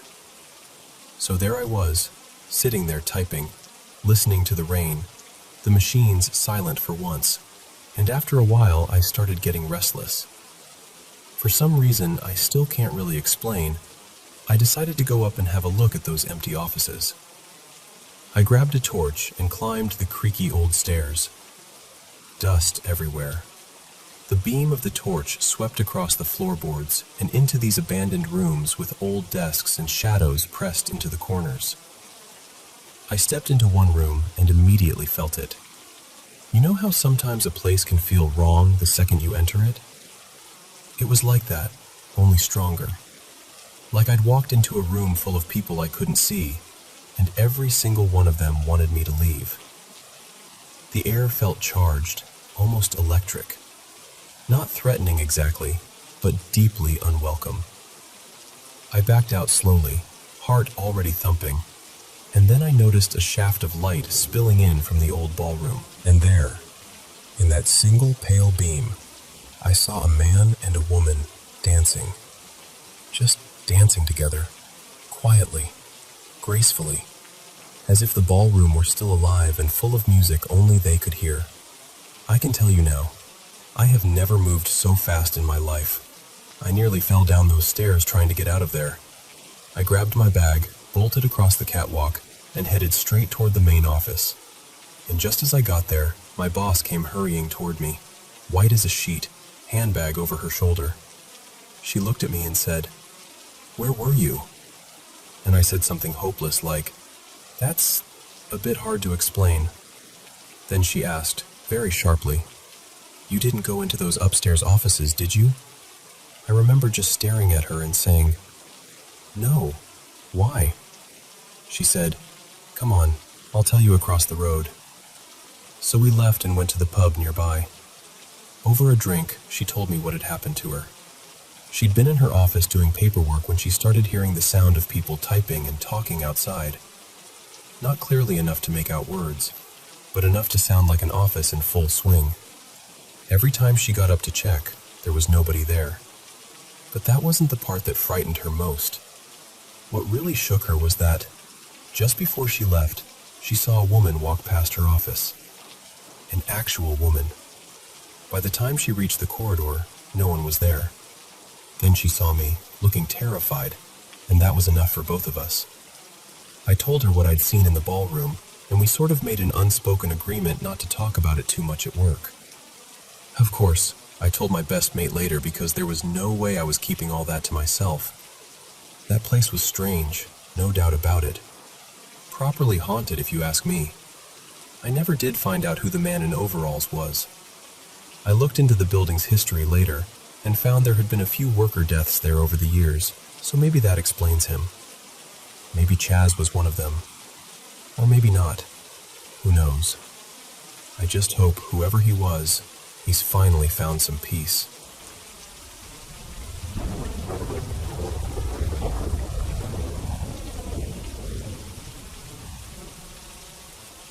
This all began about 5 years ago, right at the start of the pandemic lockdowns in Turkey. Before that, our apartment always felt open and full of life. We had these huge windows that usually filled every room with sunlight, and the whole place felt warm and normal. But once the lockdown started, everything changed. The air in the house felt strangely heavy, like something dense and invisible had settled into the walls. I spent most of my time at my computer back then. My desk was positioned near the bedroom door, and from where I sat, I could catch a sliver of the hallway out of the corner of my eye. That's where I started seeing them. These tall, dark figures, almost like moving stains in the air. They weren't still. They shifted and trembled, like reflections on disturbed water. And every time I turned to look straight at them, they disappeared. But as soon as I faced my screen again, they came back. That went on for weeks, maybe close to a month.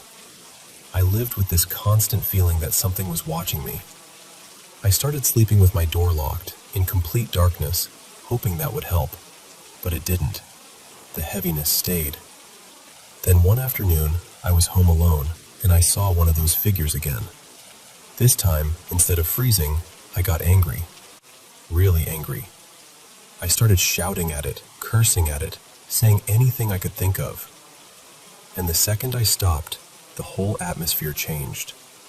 Even though it was only late afternoon, the sky outside suddenly went unnaturally dark, and the electricity cut out. Then I heard it. A sound coming from my room. High-pitched, almost musical, like a flute mixed with a human cry. It wasn't random noise either. It was a melody. A very deliberate, eerie melody. I stood in the kitchen, staring down the hallway, and I could see my room getting darker by the second, like the shadows in there were thickening into something solid. I called my neighbors right away, asking if they could hear it too, but none of them heard anything. And then I saw it. A hand, waving from inside my room. I was so terrified I thought I was going to throw up. Then suddenly, the lights flickered back on. My family had just come home. Not long after that, I left.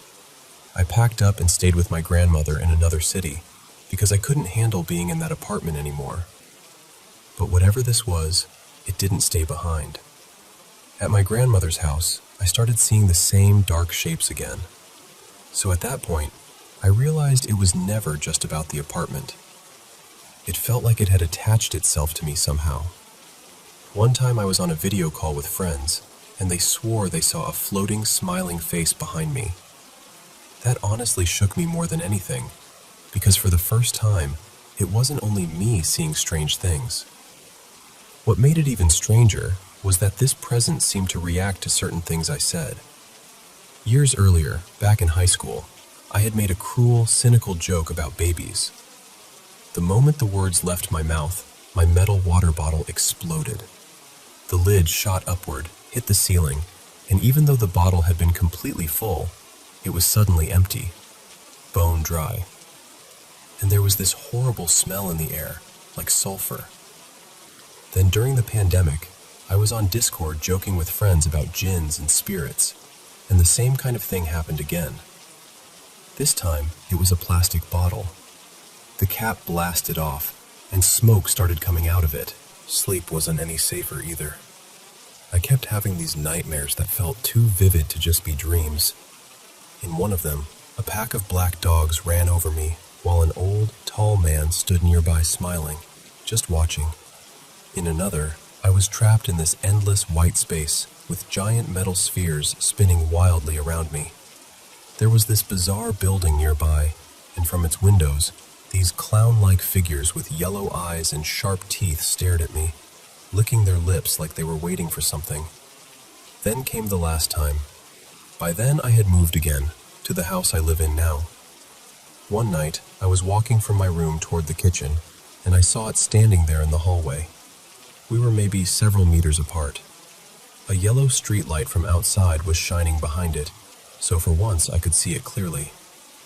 Not just a flicker, not just something in my peripheral vision. Clearly.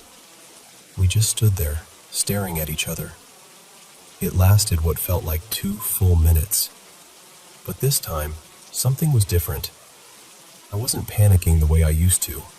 I wasn't feeding it the same fear. And then, in the strangest moment of all, it lowered its head and slowly shook it from side to side. Not angrily, not threateningly, more like disappointment. Like it had expected something from me and didn't get it. Like it had failed. Then it started to fade. It became transparent and disappeared completely. And since that night, I haven't heard the melody again. I haven't seen the shadows either. So now, looking back, I honestly feel like whatever it was had been feeding off my fear for years. And the moment it realized it couldn't anymore, it gave up and left. That's the part I still can't explain. Not the fear, not the visions, not even the melody. It's that final look of disappointment. That's what stayed with me most.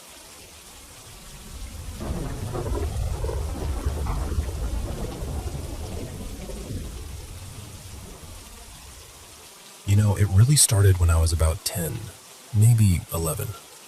We were living in this strange house out on a wide, empty stretch of land, and just beyond it, maybe 50 meters away, stood an old school.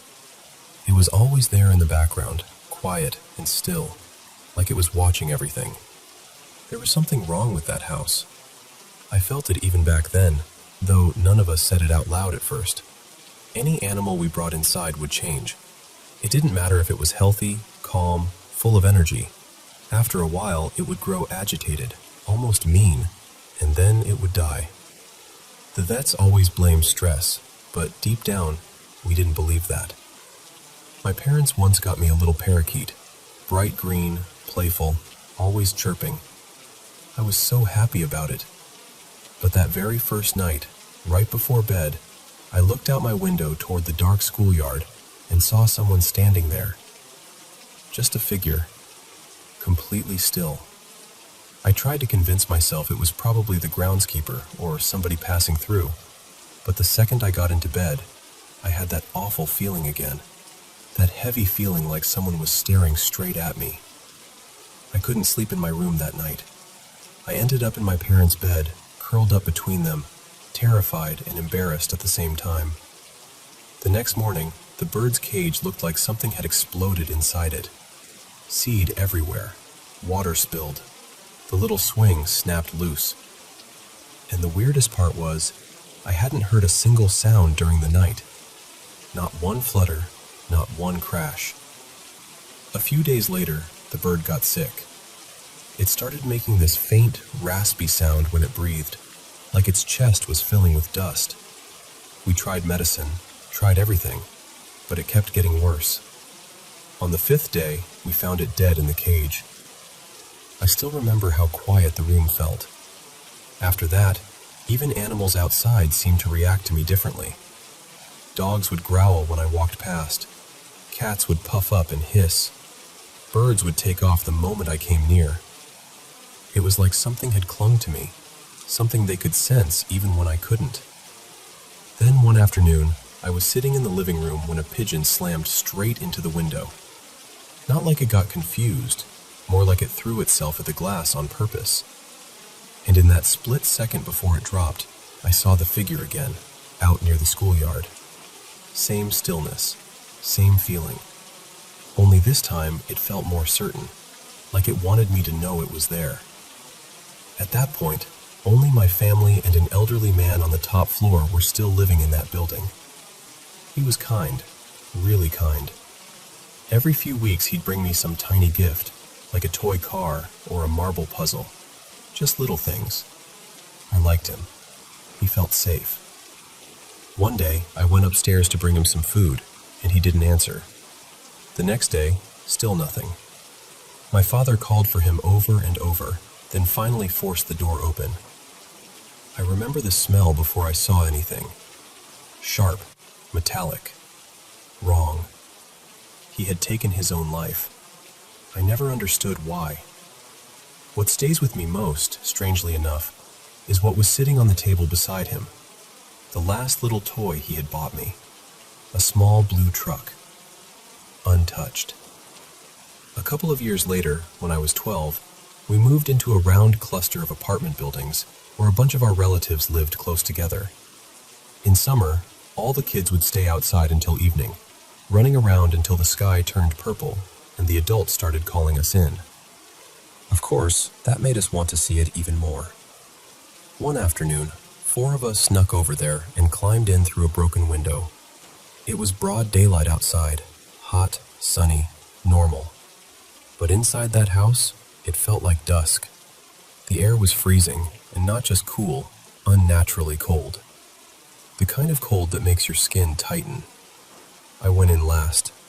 The others were already joking around, calling into the darkness, saying things like, "Come on out, we'll settle your debts for you." They were laughing, and then all at once, the laughter stopped. A scream cut through the house. I've never heard anything like it before or since. It was close, too close, and it didn't sound human. We all froze. I remember that so clearly. None of us wanted to turn around. It felt dangerous even to move. Then one of the girls with us nervously laughed and said, "Okay, stop. That's not funny." And she looked at us, pale as paper, and whispered, "That wasn't me." Before anyone could even process that, the scream came again. This time it was right behind us, near the window we had entered through. Higher now, sharper. And it didn't stop. It just kept going, without a breath, without breaking, like something impossible was forcing it out. We ran. We didn't even know where we were running to. We just tore through the house, stumbling over warped floorboards, trying to get as far from that sound as we could. But it followed us. It curled through the rooms with us. I could feel it in my teeth, in my chest, in my bones. We made it to the far side of the house where there was another window. Someone shoved it open, and one by one the others climbed out. I was last. And I swear to you, as I jumped, the scream was still pouring after me, like it was chasing me out. The second we were all outside, the whole house started shaking. Not just creaking, shaking. The walls groaned. The ground seemed to vibrate under our feet.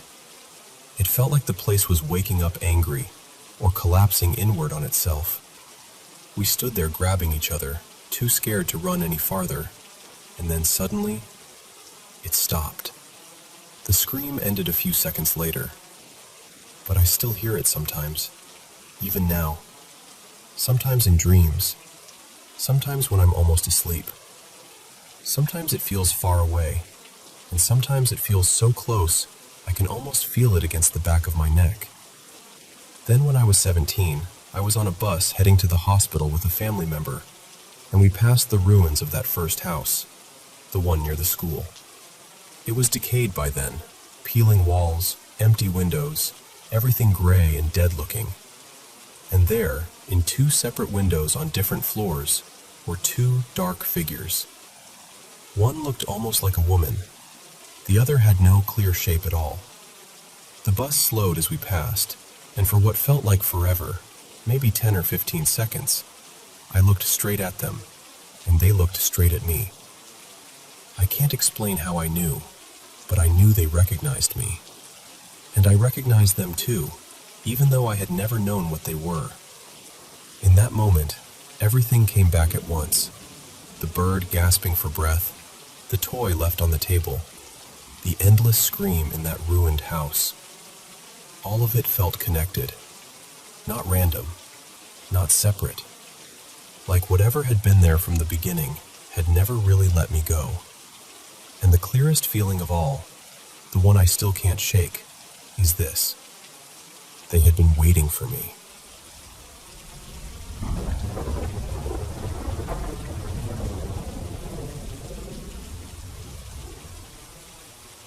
I've never been able to shake this one memory. It's still so clear to me, even now. I was around 8 years old, so this would have been sometime in 2003 or 2004, and I'm in my 30s now. I was at my childhood home, just a completely ordinary afternoon. My mom had asked me to help by folding some laundry in the spare room. It was one of those rooms that mostly held storage, except for when family or visitors came to stay. So I'm sitting on the bed, folding clothes, nothing unusual at all. And then I noticed the curtain move by the window. At first, I honestly thought it was my cat creeping along the windowsill behind it. The movement looked exactly like that. I remember waiting for him to step out from behind the curtain. But that's not what happened. Instead, what came out was a hand. Not transparent, not shadowy, not blurry. It was this glowing white hand, almost solid looking, but at the same time it felt unearthly. The best way I can describe it is like bright white energy taking the shape of a human hand. I can still picture it perfectly. When it first appeared from behind the curtain, it pointed toward the wall 3 times, like it was trying very deliberately to show me something. I was completely frozen. I couldn't make sense of what I was seeing. Then it slipped back behind the curtain for maybe a second or two, and then it came out again. This time, it pointed directly at me. 3 times. That was it for me. I panicked. I ran straight out of the room, down the hallway, screaming. I found my mom and told her what I'd seen, but she brushed it off and said it was nothing. But for me, it was absolutely terrifying. It stayed with me for years. I never saw it again, and eventually I kind of buried the memory and stopped talking about it. Like, maybe if I ignored it, it would feel less real. Then, a few years ago, I went to see a medium for something completely unrelated. During the session, she brought up my family home. She said the house was like a crossing point, a place where lost spirits gathered, trying to move on. She even mentioned that the area around the house felt unusually dark at night, especially near the gate and driveway, because of the energy there. I hadn't told her a single thing about what I saw as a child, and hearing that brought the whole memory rushing back. Looking back now, I'm not sure that whatever I saw was trying to hurt me. I actually wonder if it was trying to get my attention for a reason. Maybe it wanted help. Maybe it was trying to show me something, and I was just too young and frightened to understand. Of course, part of me still wonders if it was something darker. I honestly don't know. But I do know this. It felt real, and I've never forgotten it. And sometimes I still catch myself wondering what would have happened if I hadn't run.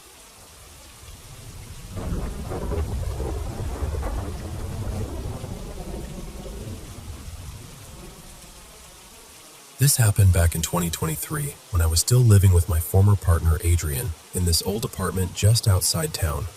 It was one of those places that had clearly been standing for generations, even though it had been fixed up a few years before we moved in. The layout was unusual.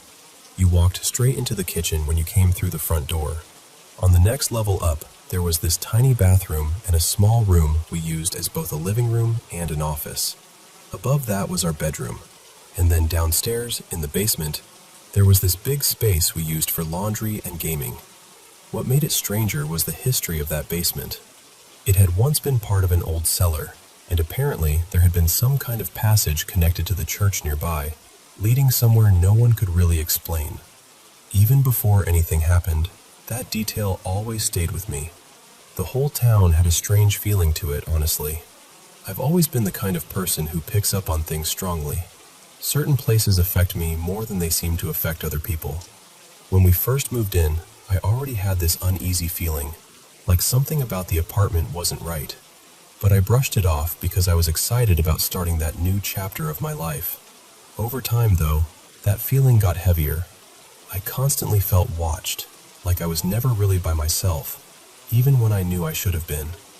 One night, I was sitting on the couch in the living room, just trying to unwind and watch a movie. Then I heard footsteps in the kitchen below me. Not normal footsteps either. It sounded like someone slowly dragging their feet in slippers across the floor.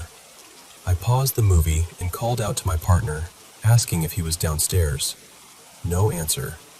Then, almost right after that, I heard clicking sounds from the basement, like someone using a mouse at a computer, and I could have sworn I heard his voice too. So I tried to reason it away. I thought maybe it was part of the movie, maybe the sound had carried oddly.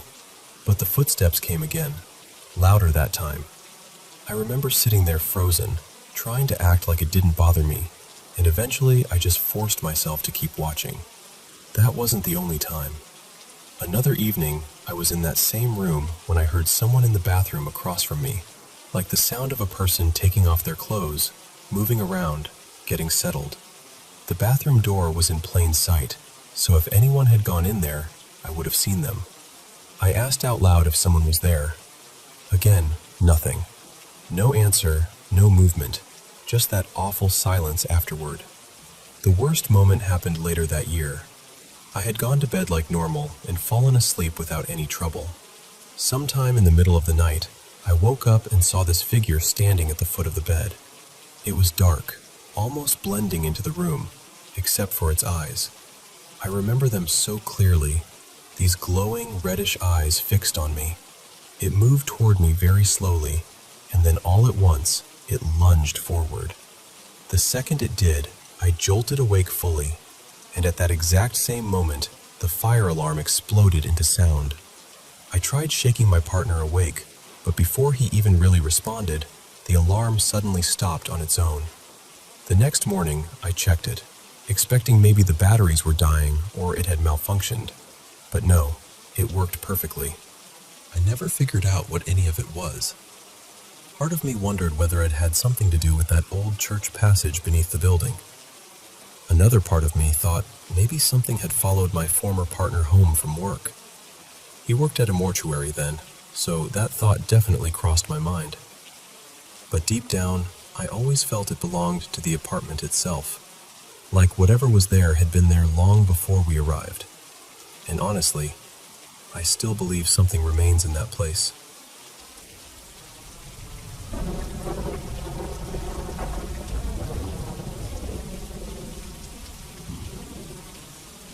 Hi, I'm Mael, and this happened to my mom, Stefan.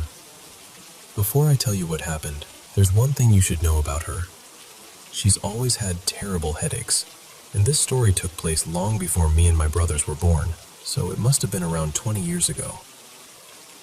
At the time, my dad's side of the family was all gathered at my grandparents' house because a family friend had just passed away. Everyone was staying over, talking quietly, remembering him, that kind of thing.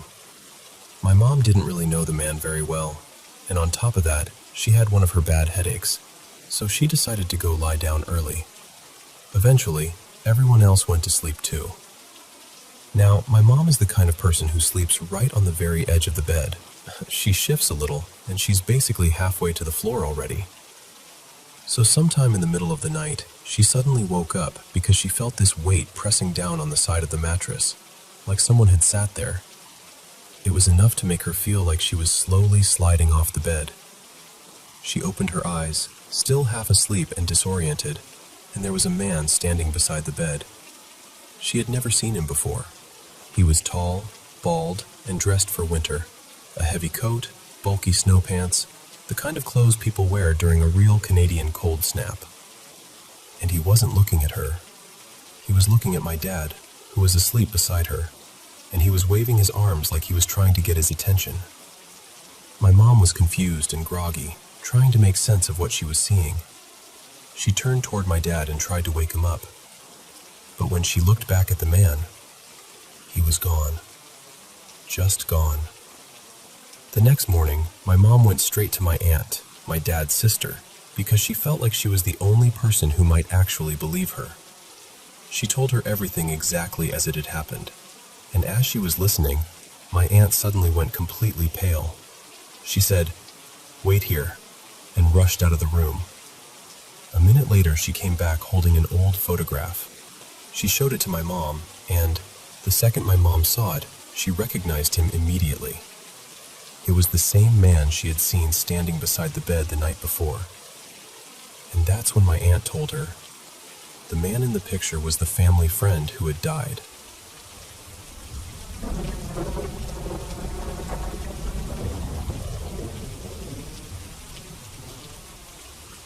So let me share something with you, because this is important.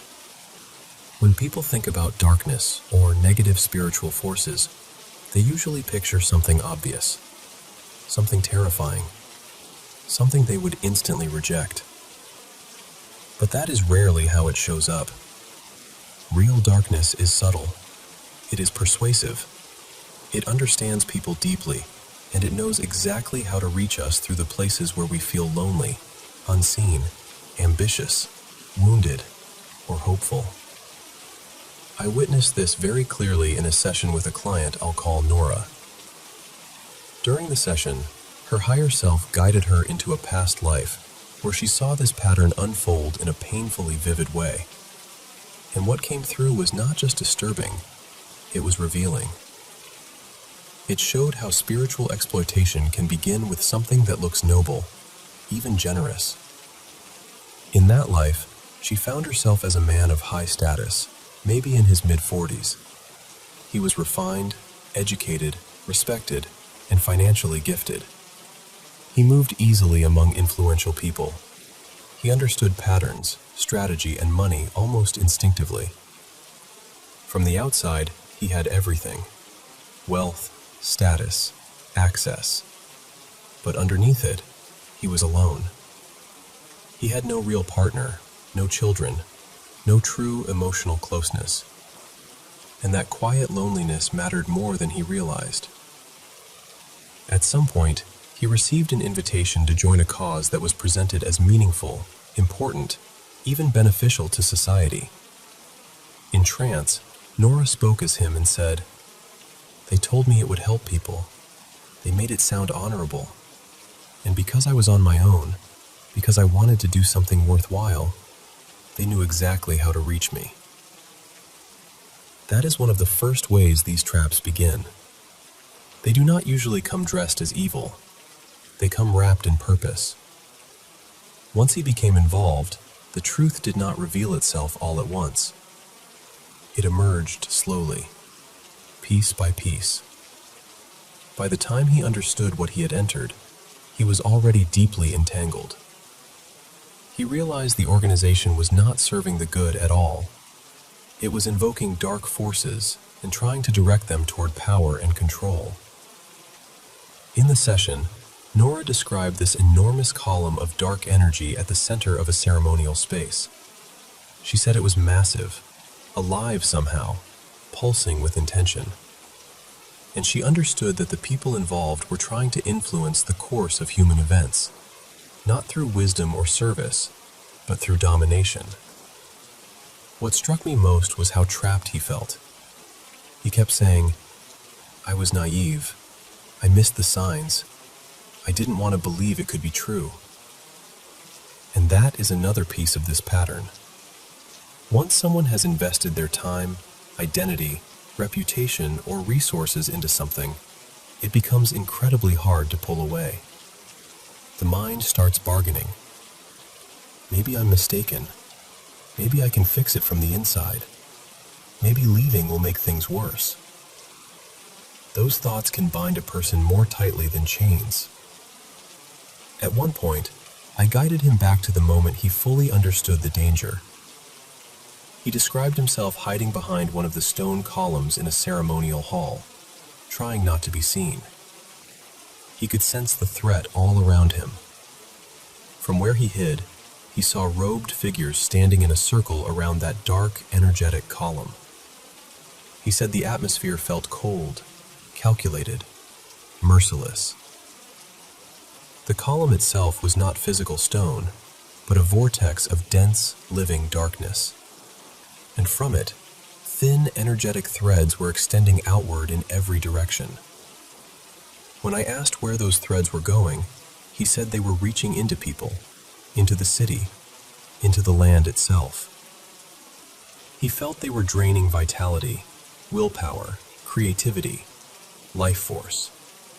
He said it was as if thousands of people were being harvested energetically without knowing it. And then came the clearest understanding of all.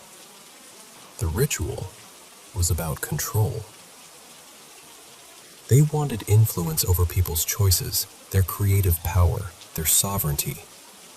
They wanted obedience. They wanted human beings emptied out enough to be directed. What made it even more painful was that this man realized his own gifts had been used to support the system. His intelligence, his strategic mind, his financial abilities, all of it had been redirected towards something harmful. He thought he was helping. Instead, he had become useful to the very thing he would have rejected had he seen it clearly from the beginning. There was also another heartbreaking layer to this. His higher self later showed that there had been ordinary people who tried to help him leave. Kind, decent people. Not wealthy, not influential, not part of his class. But because of his pride, he dismissed them. He could not imagine that help would come through those he had been conditioned to see as beneath him. That matters. Because darkness does not only work through fear or greed, it also works through superiority. Through the belief that only certain people are worthy of trust, or that asking for help would somehow diminish you. In that past life, he could not reconcile what he had become part of. He could not face the shame. He could not receive help. And eventually, he chose a final escape that ended the life in grief and despair.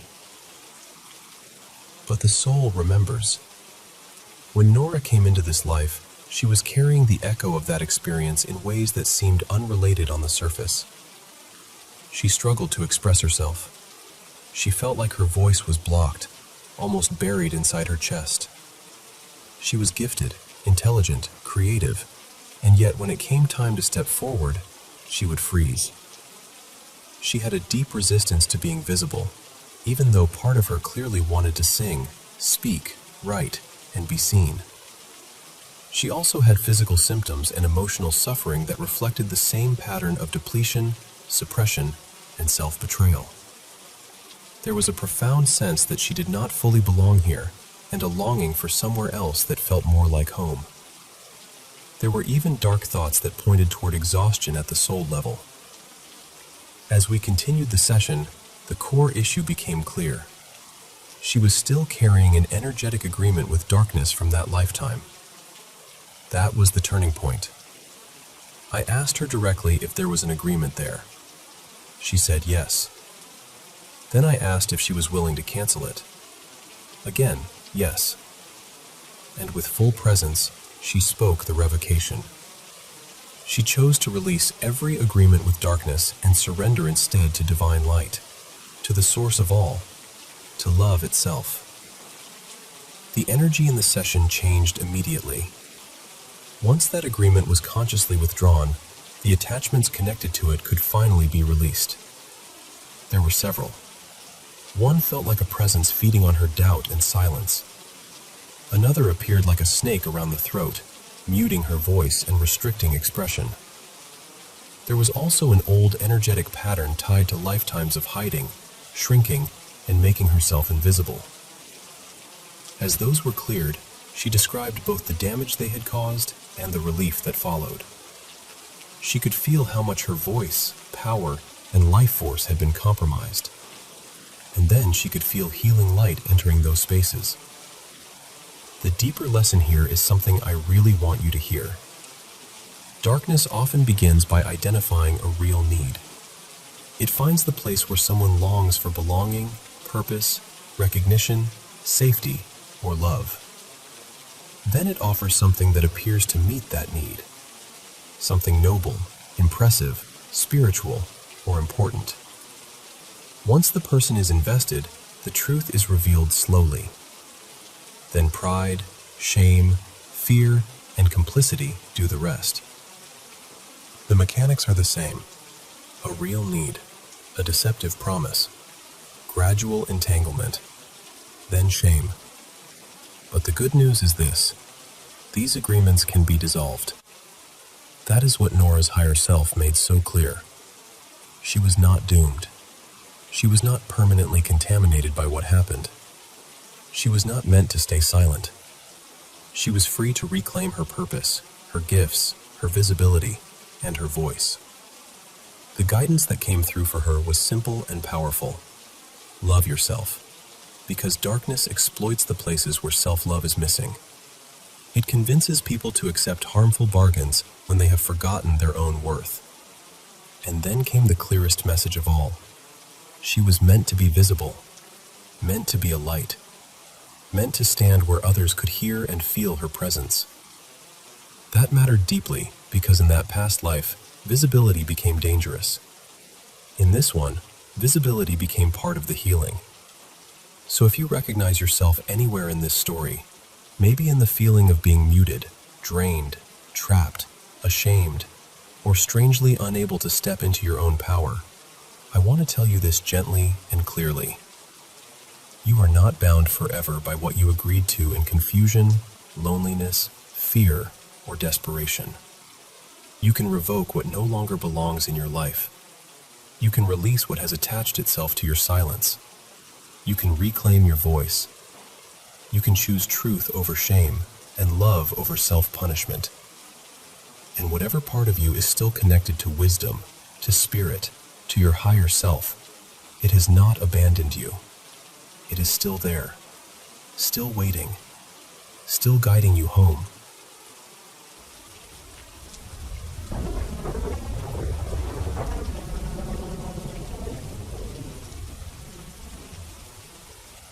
I want to tell you about a place my family lived in years ago, because even now, I still think about it. We moved into this old farmhouse that was well over a century old. It sat by itself on a ridge just outside a small town, surrounded by thick bush and scrub. There were no close neighbors, no traffic, no city sounds at all.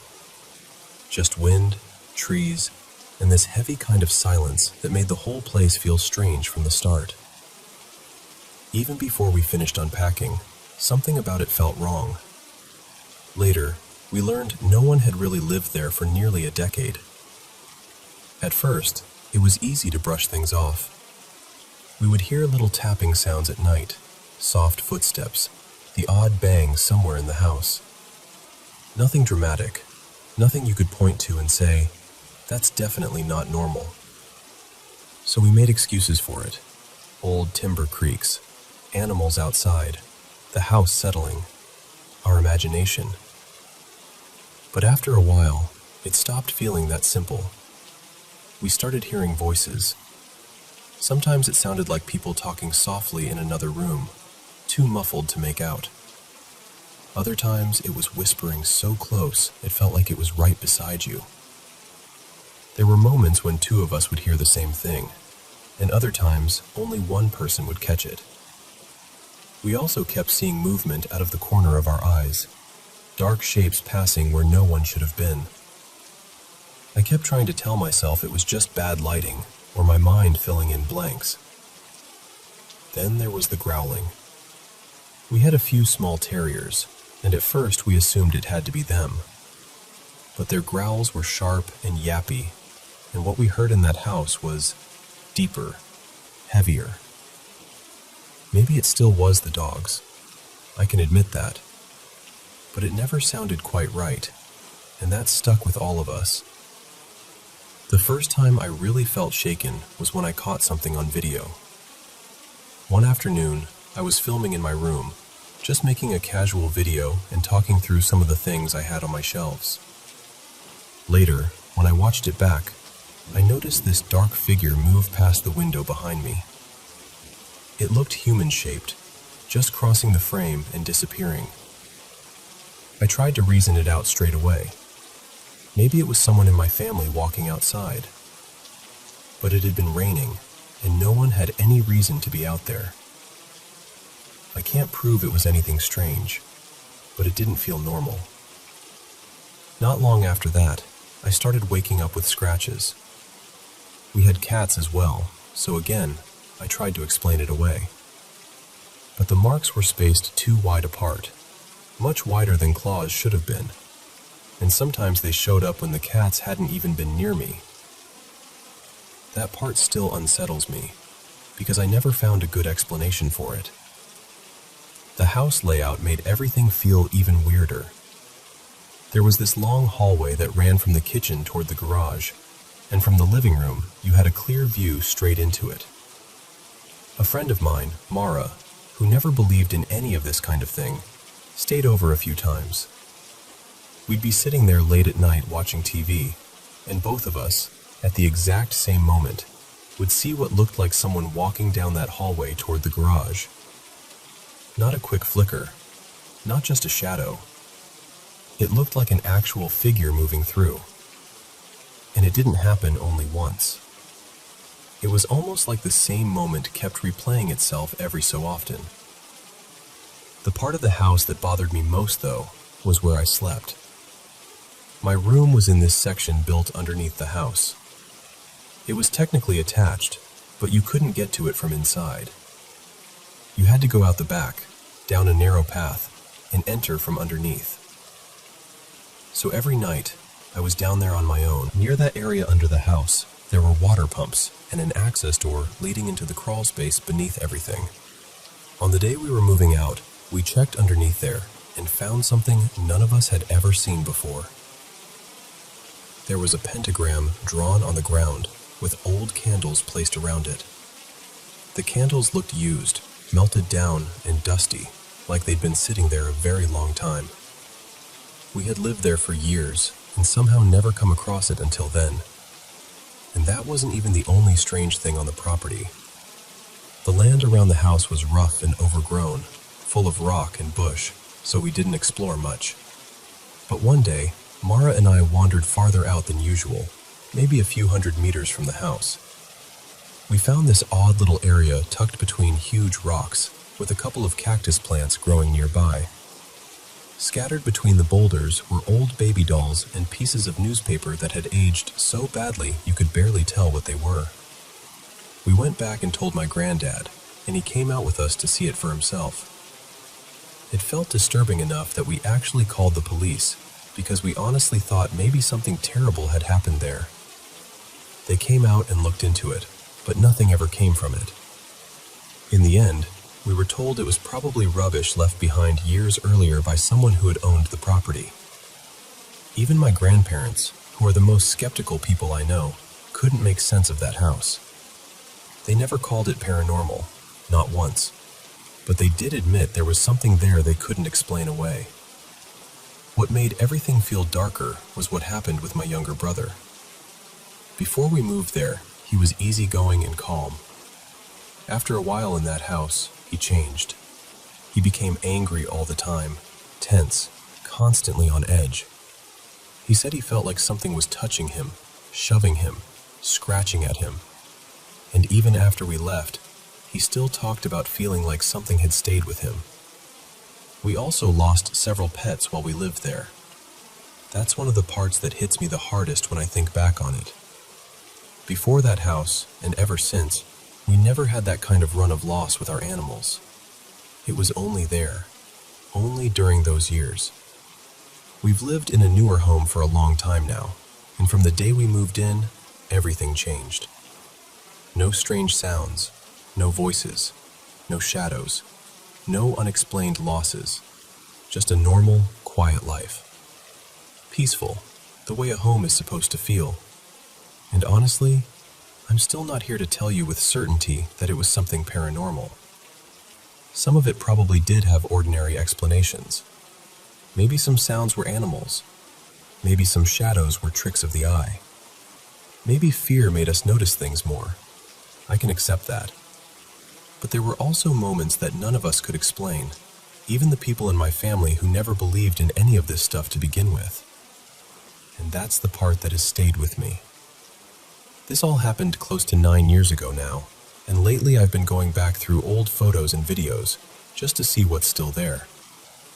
Maybe I'll find something that makes more sense of it, or maybe I won't. But I know how that place felt, and I don't think I'll ever forget it.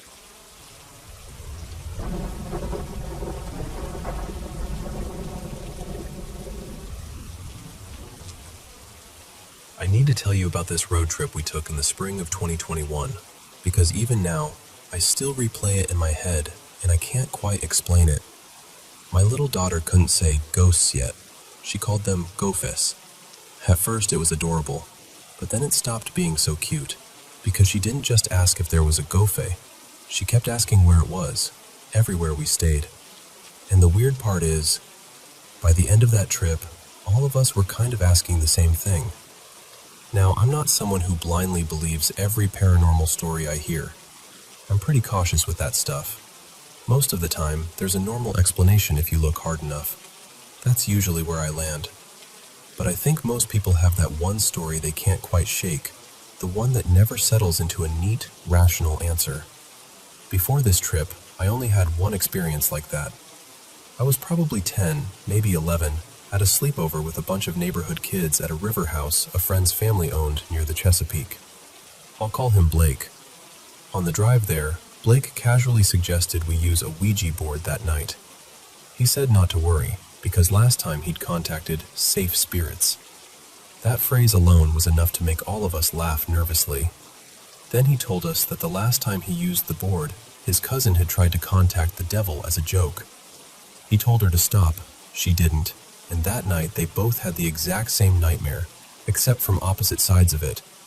In her dream, she chased him with a knife. In his dream, he chased her. So naturally, all of us were completely freaked out before we'd even gotten to the house. That night, we sat upstairs in this open sleeping room with laminate floors and beds lined up against the walls. Somebody brought out the board, and we all put our fingers on the planchette, trying not to be the one who moved it. We asked all the predictable questions kids ask. Stupid questions, dramatic questions. Then I asked when I would die. The planchette slid to the number 7, paused. Then it moved again. 7, 77. I still remember that. I wish I didn't, but I do. A little later, someone asked for a sign. The second they did, a metal coat hanger shot across the floor from under the beds and slammed into the far wall. Every one of us screamed. Now, even to this day, I can still tell myself maybe Blake's older brother messed with us somehow. Maybe he tossed it. Maybe there was a trick to it. But years later, I checked with one of the older kids who'd been there, and she remembered it exactly the same way I did. No hesitation, no doubt. My wife, Vanessa, has always had more stories like that than I have. She grew up, from middle school on, in this old Virginia house that local people said had once been used as a makeshift Civil War hospital. Beautiful place, huge yard, horse out back, all of that. But there were parts of the floor that were stained dark, and if someone told you it was blood, honestly, you'd probably believe them. She used to hear voices in that house. One night, she told me, she had to walk through a guest room she hated to get to the bathroom. She always rushed through it. But this one night, she froze in the doorway and heard a low, sharp voice say, "Where's my sword?" That one has always stuck with me. So between the Ouija board thing and Vanessa's stories, I already had enough material in my head to scare myself. But still, deep down, I was a skeptic. Then came the road trip. We'd been living in Los Angeles when the pandemic hit. After a few months of lockdowns, protests, smoke in the air, and feeling boxed into our apartment, we finally decided to drive east and stay near family in Virginia for a while. It ended up being nearly a year. Hard in all the obvious ways, but also kind of sweet in hindsight. We got all that extra time together we never would have had otherwise. When it was finally time to drive back to LA, it was me, Vanessa, our son Oliver, our daughter, who I'll call Frankie here, and our ancient little chihuahua, Cornbread. We love road trips. We love weird stops, old diners, small towns, random motels with too much character. That turned out to be part of the problem. Our first strange stop was in Ohio, at this lakeside lodge inside a state park. The rooms were little cabins spread through the trees, and it felt kind of like summer camp. The kids loved it immediately. Oliver claimed the top bunk in their room. Frankie wanted the top two, of course, but we talked her into the bottom bunk.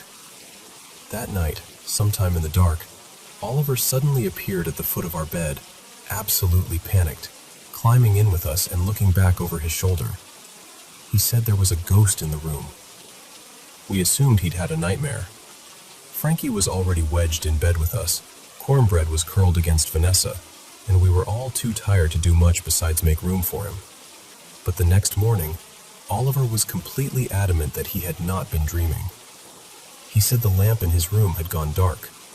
When he touched it, it came on. When he lifted his finger, it went off. He got scared, scrambled down from the bunk, and ran to our room. But before he climbed in, we saw a white glowing light floating in the corner of our bedroom. As he told the story, he walked over and pointed exactly where it had been, right by the TV. So immediately I thought, okay, reflection. Outside light bouncing off the screen. Easy enough. But then, when I walked up to the main lodge to return the key, I jokingly asked the woman at the desk whether the place had any ghosts, because my son thought he'd seen one. She got very serious. She asked Oliver, "Was it a glowing light floating in the air?" And when he said yes, she nodded and said, "That was an orb." Then she reached behind the desk and pulled out an old photo somebody had taken of one. I'll be honest, the photo looked like the kind of thing that could just be a camera flare. But Oliver immediately said it looked like what he'd seen, except his was moving. The woman went on to say kids reported seeing things there all the time, mostly in the manor house, not the cabins. She talked about footsteps, doors, even a ghost cat she claimed to see darting through rooms. And while she was talking, my brain did exactly what brains do when they're trying not to be scared. I started making jokes in my head. Great, perfect, the orb has left the building. It's chosen my child. It's hitching a ride west with us. Ridiculous, obviously. But on the walk back to the cabin, Oliver casually said, "Oh yeah, I forgot to tell her about the voices." I stopped walking. The voices? He said when he saw the light, he also heard voices in his ear. He couldn't understand what they were saying.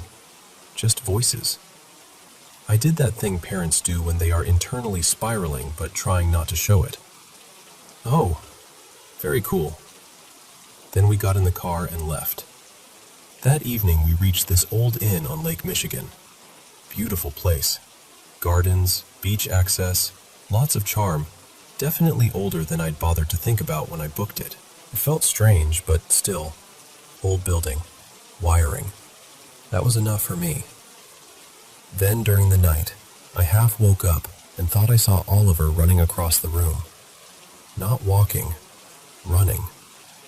My sleepy brain tried to explain it away, but even then I remember thinking, why is he running? I fell back asleep. The next thing I knew, Vanessa was standing over me in the dark, whispering in a panic, "The door is wide open. Where's Cornbread?" I sat up, and sure enough, the main door to our room was open almost flat against the wall. I jumped up, ran through the inner doors, and found Oliver asleep in his bed, with Cornbread curled up beside him. Both sound asleep. The room itself looked totally normal, except that our door was standing wide open to the hallway. I went over, looked out, and saw nothing. Long, narrow hall, old rug, darkness at the far end, no sound at all. I shut the door, locked everything again, put the chain on carefully, and got back in bed. Vanessa and I just stared at each other. We both wanted an explanation. Maybe Oliver had sleepwalked. Maybe Vanessa had. She has sleepwalked before, especially years ago when she briefly tried Ambien for insomnia. I once found her standing at a window in the middle of the night, just staring out into the dark. Another time I found her asleep in the bathtub. Another night she was trying to work the deadbolt on our front door while completely out of it. So yes, sleepwalking was technically on the table. But still, something about that night felt off. Later, Oliver showed up at our bed again, breathing fast and saying he was cold. That may not sound strange, except Oliver was the kid who never wore jackets, never wanted blankets, never wanted socks, no matter how cold it was. So I took him back to bed, tucked him in, and quietly asked whether he remembered getting up earlier or opening the door. He looked at me like I was speaking another language. He remembered none of it. The next morning, over breakfast, Vanessa and I agreed that night number 3 needed to be boring. No more charming inns, no more character. We wanted something plain, bright, forgettable. By late afternoon, we were looking for a place somewhere in Minnesota. I was juggling the dog leash while Cornbread barked at some much larger dog in a park, so Vanessa took my phone and found a hotel that looked fine. New enough. On a college campus. Safe. Boring. Perfect. I booked it without thinking much about it. About half an hour later, Vanessa was on her phone making that face people make when they've found information they wish they'd known earlier. The boring hotel had originally been built in the 1880s as an infirmary. Students with contagious illnesses had stayed there. Civil War veterans had been treated there. There were stories online from people claiming to see figures in the halls. When we pulled up, it was drizzling. Fog everywhere. The whole place had this eerie, hushed feeling before we even got out of the car. Inside, our room was nicely renovated. Totally normal. But the hallway to get there was wrong in a way I can't fully explain. Too narrow. Sharp turns where there shouldn't be sharp turns. Like it had been designed to mess with your line of sight. You could never see more than a few steps ahead. That night, everybody went to bed with this weird, half-joking tension hanging over us. Sometime around 4 in the morning, I woke up to Cornbread pacing. Not just awake, pacing, panting, staring around the room. One of the lamps was on. Then I noticed another lamp on too. Everybody else was asleep. I turned the lamps off, picked up Cornbread, and realized I had to take her outside, which meant going into that hallway alone. So I did. I told myself it was nothing. Then I looked down at Cornbread. Every hair on her back was standing up, and she was staring in the same direction. That's the part I can't talk myself out of. I kept walking anyway, because what else was I going to do? I turned the corner expecting... Honestly, I don't even know what I expected, and there was nothing there. Nothing at the next turn either. I got her outside, she did her business, and on the way back her fur had settled down. Whatever she thought she sensed, if she sensed anything at all, it was gone. I got back into the room, and instead of sleeping, I stayed up writing everything down, because I knew if I didn't, I'd later convince myself it had all felt less strange than it really did. The next morning, after we left, Vanessa was digging through Oliver's backpack at breakfast, looking for a pen, and pulled out this little ceramic saucer. Worn, chipped, dirty. Oliver casually said he'd found it under a dresser back at the cabin in Ohio. Vanessa and I just stared at each other. I asked him why he took it. He shrugged and said he didn't know. I put it in my pocket, and later, while we were driving through this dry, empty stretch of land, I cracked the window and tossed it out. I know how that sounds. I know it sounds ridiculous. But I didn't want that thing with us anymore. And after that, nothing. That was the strangest part.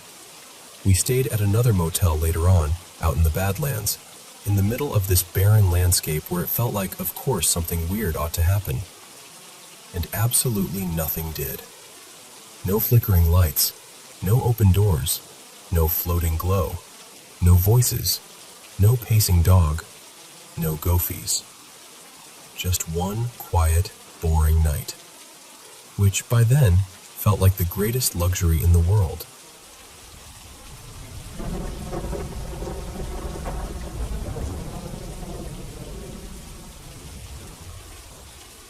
So I've got this friend I'll call Mason.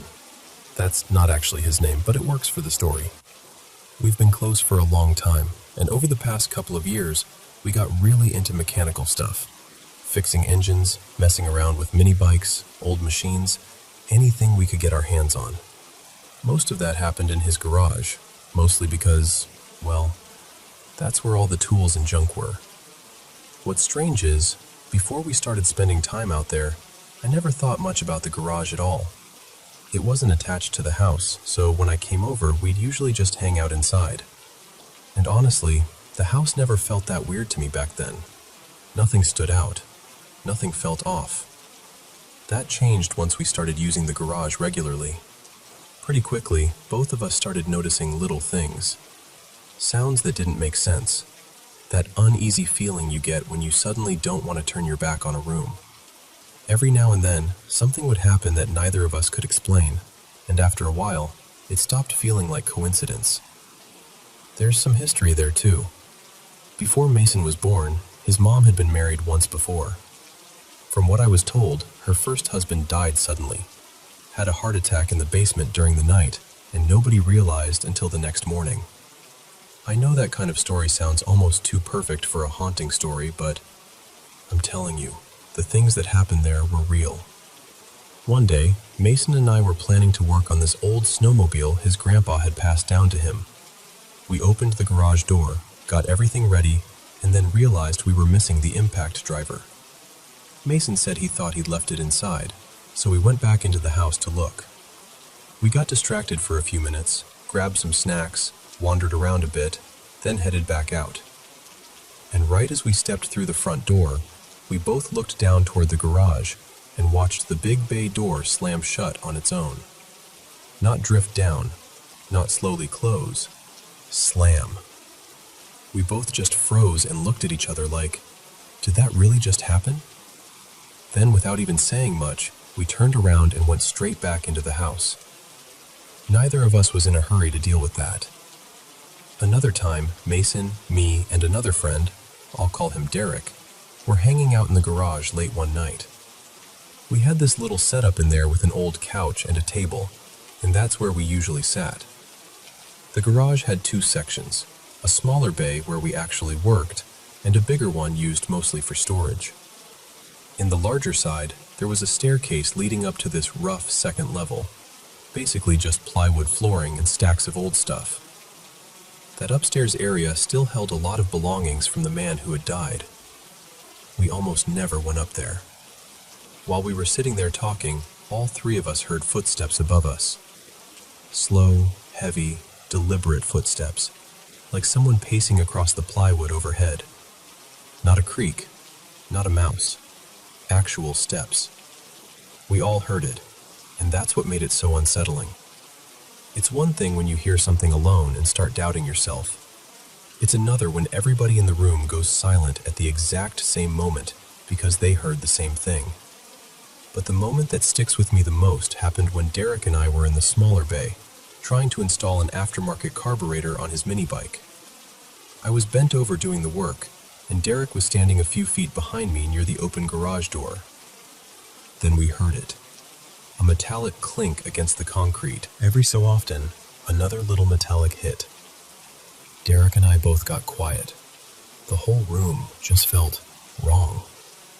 We finally gave up on the mini bike, stepped outside, and decided to wait there instead.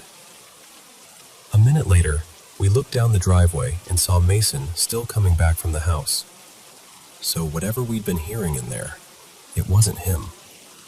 We used to spend a lot of time in Mason's basement too. It was finished, set up almost like a little den, with a TV in the corner and a couple of couches.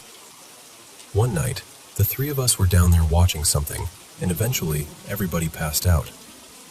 Mason slept in his room downstairs, and Derek and I crashed on the couches. Sometime in the middle of the night, Derek woke up and said something to me, but I was so half asleep, I barely registered it. The next morning, though, he told me he'd heard someone talking behind the couch. Behind the couch was the boiler room, and that room was the one place in the basement nobody liked going into. It had this heavy, unsettling feel to it all the time. Derek was dead serious when he said he heard a voice coming from in there, like someone quietly speaking just out of sight. At first, I wasn't sure whether to believe him, but after everything else, it didn't feel so easy to brush off. The next morning, I ended up talking to Mason's mom and stepdad about it. What really got me was how calm his mom was. She barely reacted. She just kind of shrugged and said that weird things happened in the house all the time, and that she believed it was probably the spirit of her first husband. She said they often heard strange noises on the main floor, especially around the bathroom, sometimes even voices. And directly under that bathroom was the boiler room. Right above it had been Mason's old bedroom. He told me more than once that when he used to sleep in there, he'd hear his closet door shut on its own, and the whole room would suddenly feel wrong, like something was standing there with him. What always messed with me most was how random it all was. These things didn't just happen when someone was alone and tired and imagining stuff. Sometimes it happened with a whole group of people around. One afternoon, Mason, his parents, and I were all in the kitchen and living room area. It was basically one open space. His mom was unloading dishes, his dad was standing across the kitchen, Mason was over on the couch, and I was just nearby watching them talk. There was an open cupboard above the counter, and inside it was a plastic cup sitting on the top shelf, way back where only Mason or I could normally reach. Out of nowhere, I watched that cup fly out of the cupboard and land right near my feet.